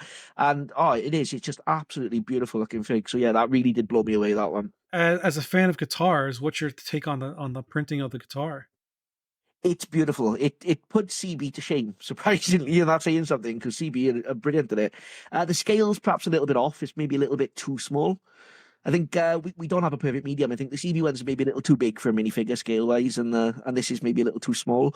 But no, the actual printing on it is phenomenal, considering it's not a completely flat surface or anything either. I think they did an absolutely amazing job with that. More impressive is that, if you recall, they were ready and then Tracy felt the print was coming off the guitars. Yeah. And she sent it back. So props to her for that quality control, for having them I'll reprinted. be honest, that may be the one downside. I'm a bit too scared to actually put it in a minifig's hand now. Although I did see someone who's literally taken the arms and legs off that fig and posed it recently. I think Soon put it on his story. Oh, I didn't see it yet. Yeah, but yeah, it's like fully posing him, with the guitar and everything. So if it stood up to that, I imagine putting it in the hand will be fine. Yeah, and when he's shooting with a macro lens attachment to his phone, so if there's a flaw, he's going to pick it up. Yes, yeah. Andrew, what you got? No, I already went with the Hot Toys thing. That's right. I'm sorry. Yeah, I haven't bought custom Lego in a hot minute just because I've been saving up for something else. But yeah, I will say that the unboxing experience for a lot of the Baggles LCM stuff is pretty nice. Although the plastic wrap that they put around it is a little annoying, and it kind of messes with the vibe from it. But the It's not actual, them. When I because Ling uses the same cases, yeah. because they're great because they stack so well. Mhm. But that wrapping is around the same case when Ling sends them out to me. So I think it's just that brand of case when they shrink wrap it. Maybe it's the Yeah, same factory. probably. But the packaging itself is really nice. It feels to me like a pretty close experience to Hot Toys, because you got the metal card, you got the inserts that have the figures in them and everything. And it's definitely like nicer than like those clear cases with just like a zip bag, which again, there's nothing wrong with those. It's just like it is nice to have that nicer experience. It's easier to justify to my wife when I can show her a fancy package than just a bunch of cheap plastic jewel cases, that are supposed to hold like craft beads. Yeah, Yep. yeah. Oh, I did buy a Lab 9 minifigures made a Link figure in like 2019 or something, or 2020, and it had that clear clamshell case, but it also had like this printed cardstock wrapping on it that looked like a Nintendo Switch. Um, Oh, so it had like a little clear window so you could see the figure in there, so it almost looked like Link was inside a Nintendo Switch, and I thought that that's was really like cool. it was a creative spin on the packaging. It wasn't expensive, so I thought that was pretty neat. Yeah, when brands can incorporate a way to you be more functional than just a way of shipping a fig with their packaging, I think it's really cool. Leco, they also every fig comes shipped in a case where it's sitting on two studs inside the display case, which then you can put on a shelf, and it's fashioned in a way that the card can be propped up inside the case as a backdrop. Oh, that's sick. It's really interesting. And you were talking about the metallic and UV printing.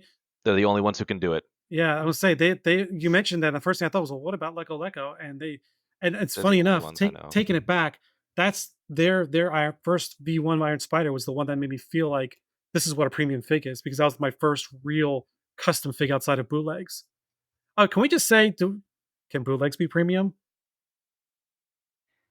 Okay, I have this unpopular opinion that bootlegs, specific bootlegs, And let's define particularly, bootleg. Bootleg being they use printed on non-official Lego parts is how mhm. I'm referring to it.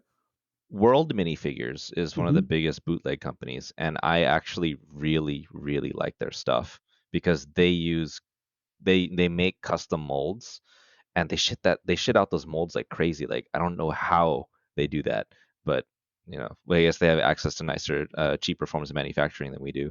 But I think that some of their custom molded items are better than some of the high end premium figures that we've seen on some of our some of the third party stuff.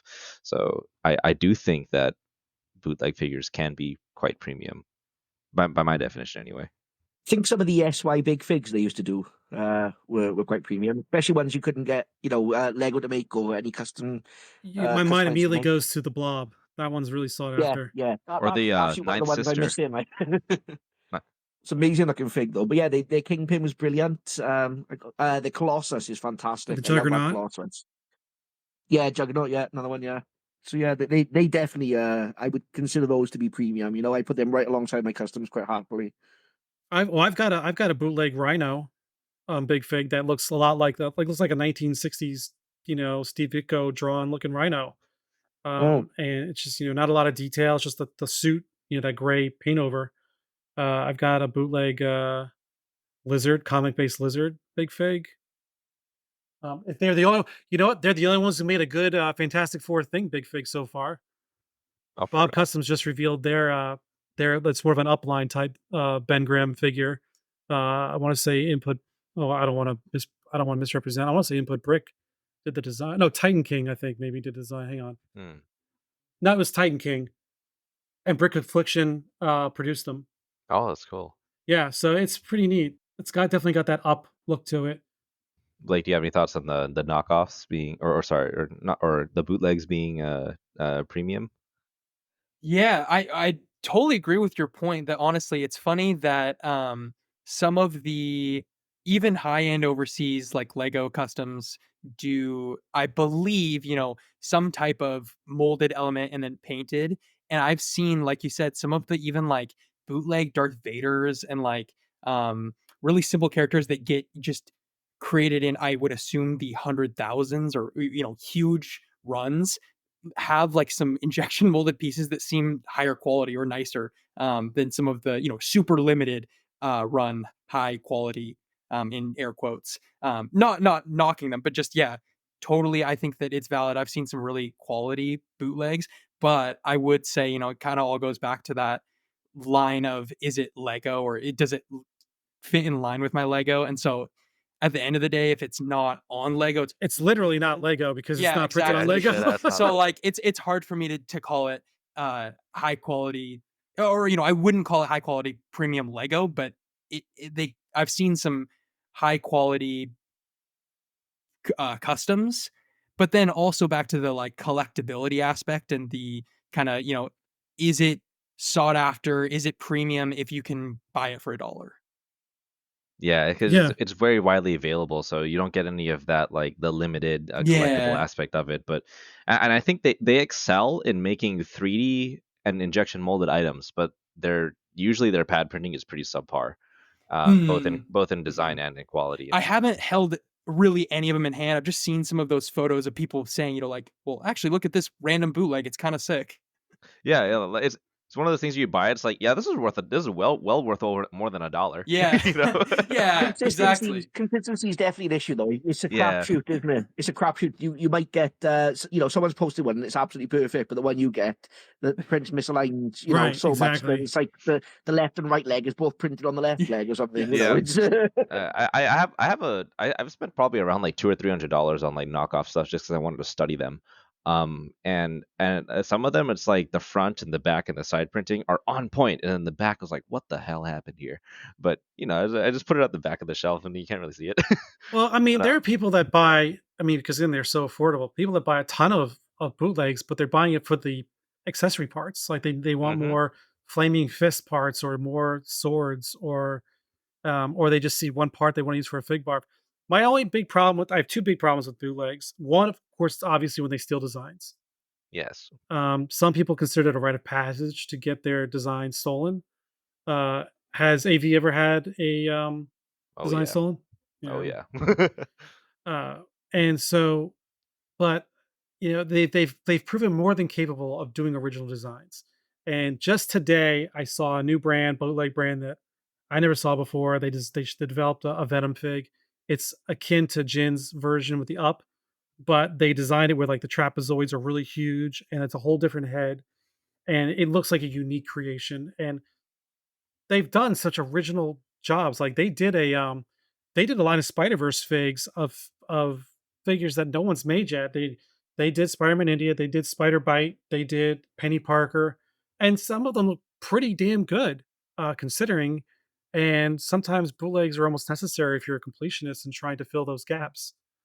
But I think that my biggest problem, besides any stolen designs, is when I get them in hand and they just feel like they weigh like a feather, so they just don't feel like I'm holding something. And that my team and I call that Chinesium, where it's like like when you pick up a figure and you can like that plastic looks and feels cheap. We call that Chinesium.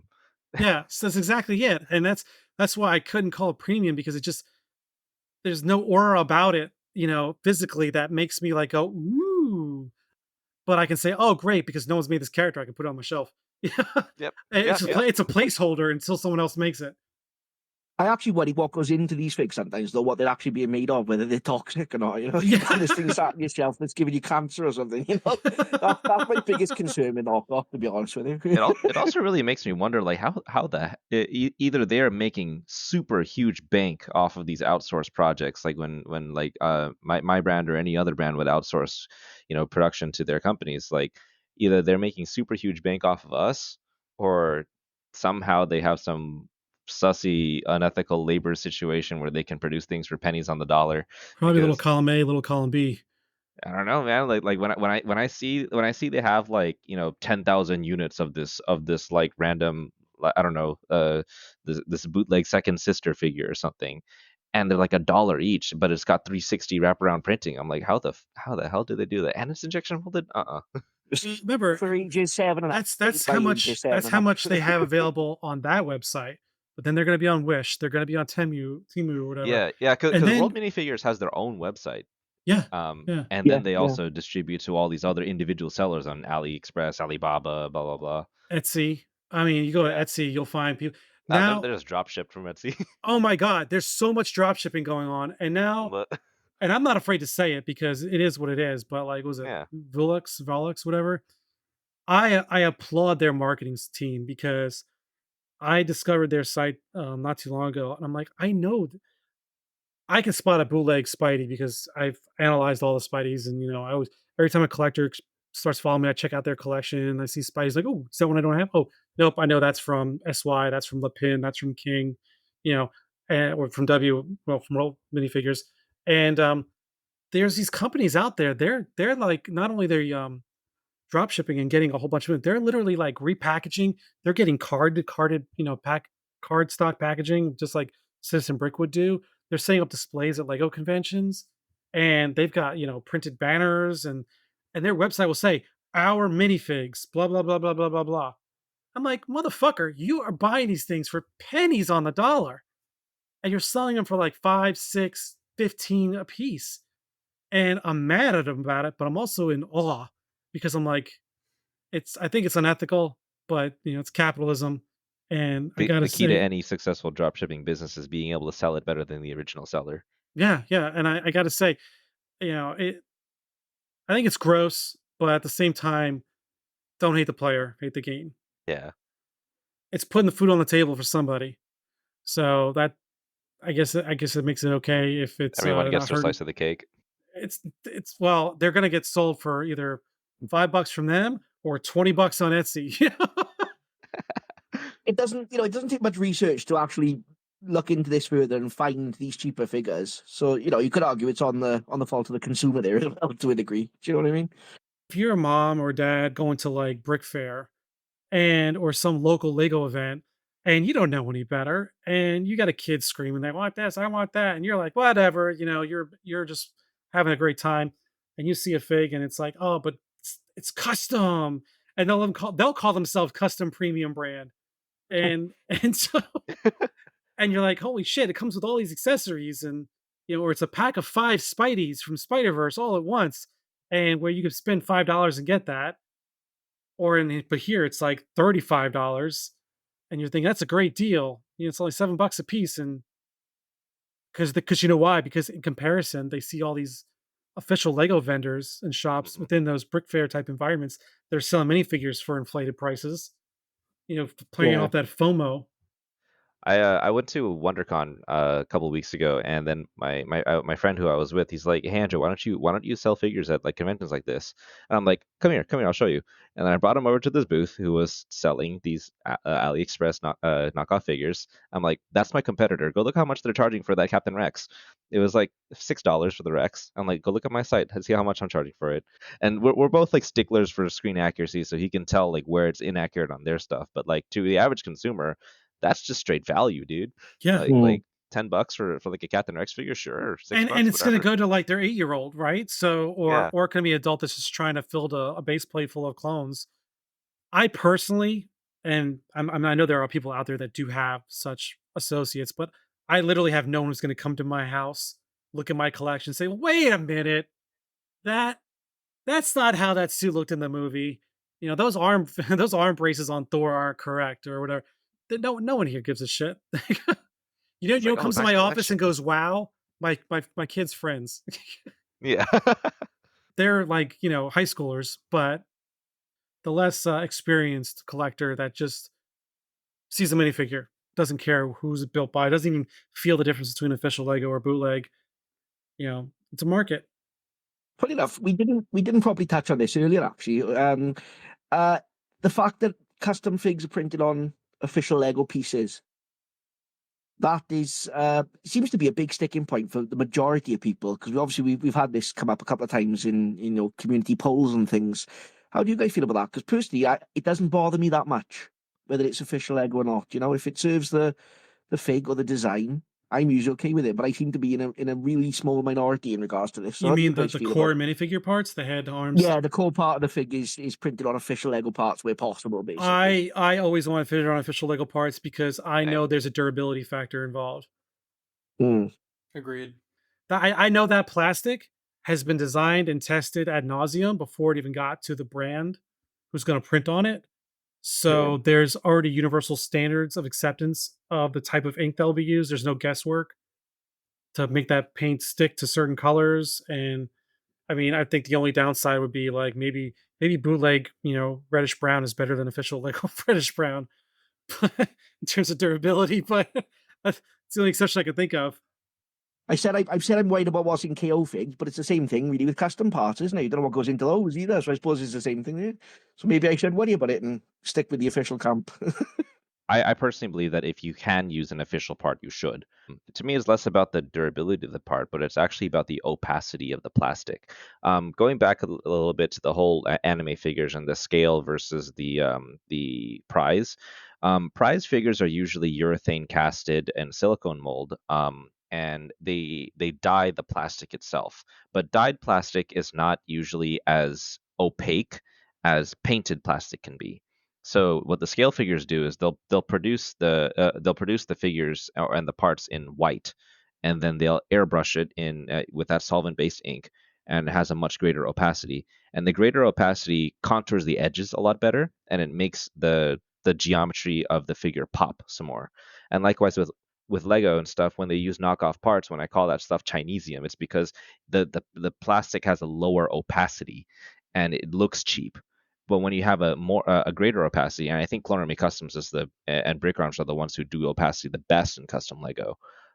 That's when it really feels like this is a good figure, So if whenever possible, I think that custom brands should be using official parts because knockoff parts just don't have that opacity.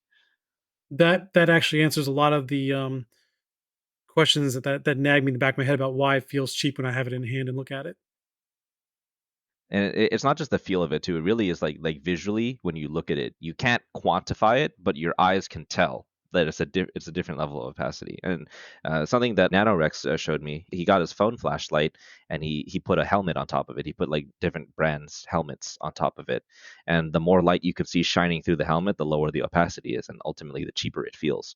So when you get like a Clone Army Customs helmet, not as much light shown. It just about as much light shines through it as an official Lego helmet would. So that plastic opacity is really high quality. Sort of like the Lego equivalent to the Uncanny Valley, I suppose, isn't it? Something about it just doesn't look right, It's And like VFX, or even when doing like digital painting or editing, it's usually attributed to what's called like subsurface scattering. Mm. How the underlying, like say if you shine a light underneath behind your ear, you can start seeing the red that comes through and the details that come through based on how light is reacting to the surface that it's being illuminated.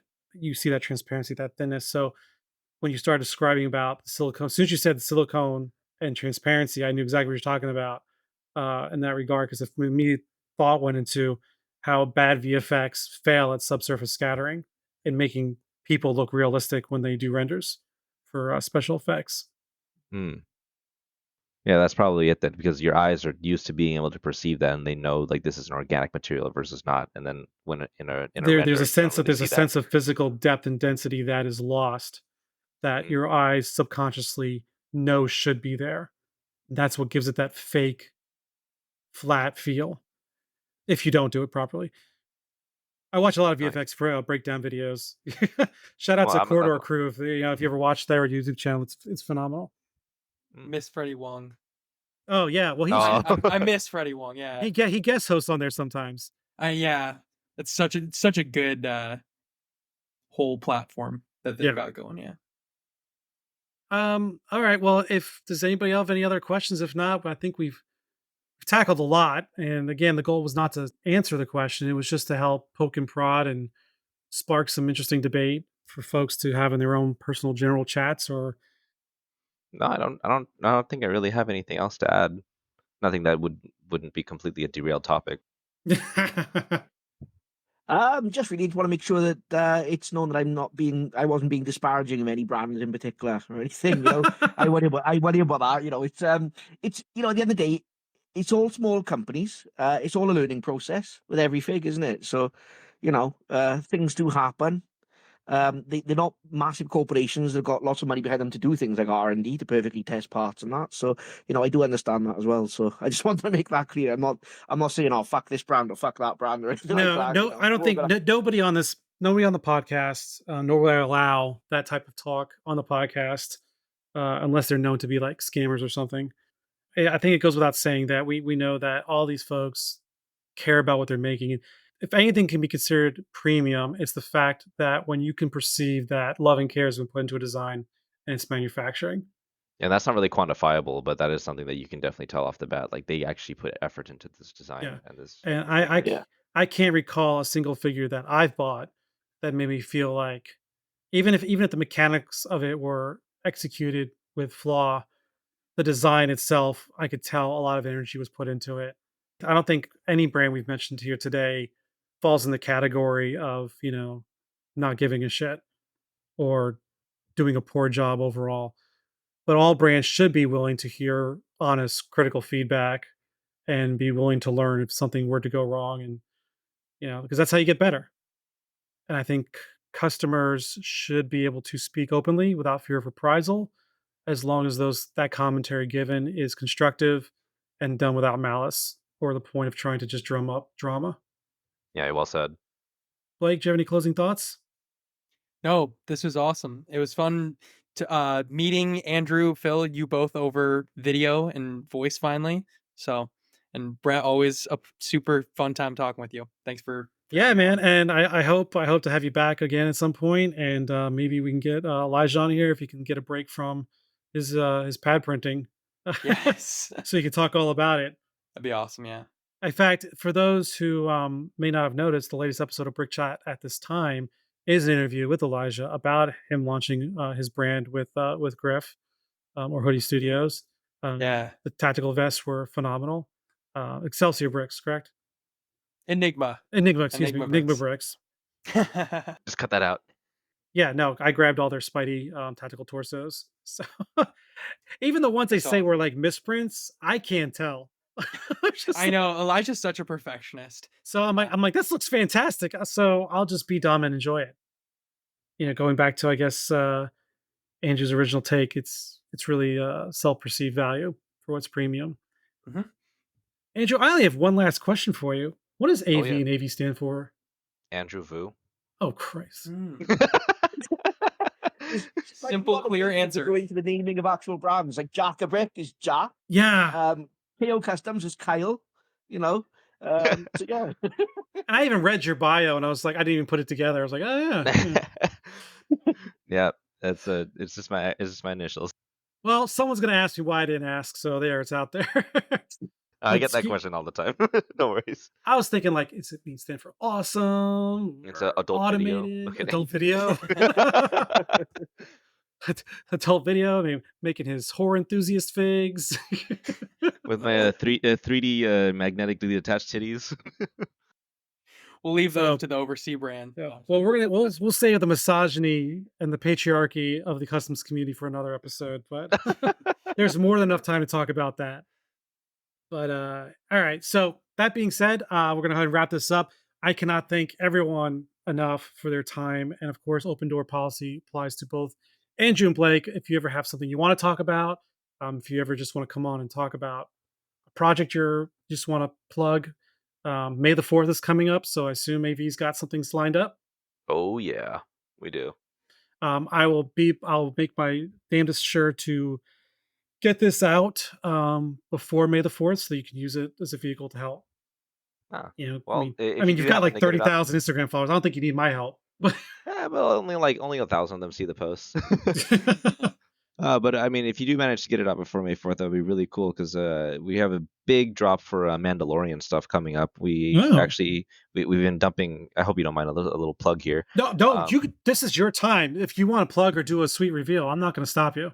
We've been dumping a ton of time into developing this thing that we call the modular Mandalorian system, where basically customers can select from like all the different armor components of Mandalorians and basically build a bespoke decal for their Mandalorian of their dreams. Basically, you can choose between 4 different helmets, like 5 different styles of like each armor type, and like 25 colorways. So you can make a like a rainbow Mandalorian if you wanted to, or you can make it look, you know, specific color scheme. But essentially, it's a highly customizable platform where you can build your own Mandalorian, and that's all coming out on May the 4th. That's the next level then, I guess. Designing Oh, your and own magnets. minifigures. Magnetic And detachable backpacks. well, now you're at the That thing times. too. No, but you know, now that I think about it, that's probably the one frontier that hasn't been tackled yet is designing your own figure. Yeah, because production is so difficult you know, to do in small scale, and most people can really only afford a small scale.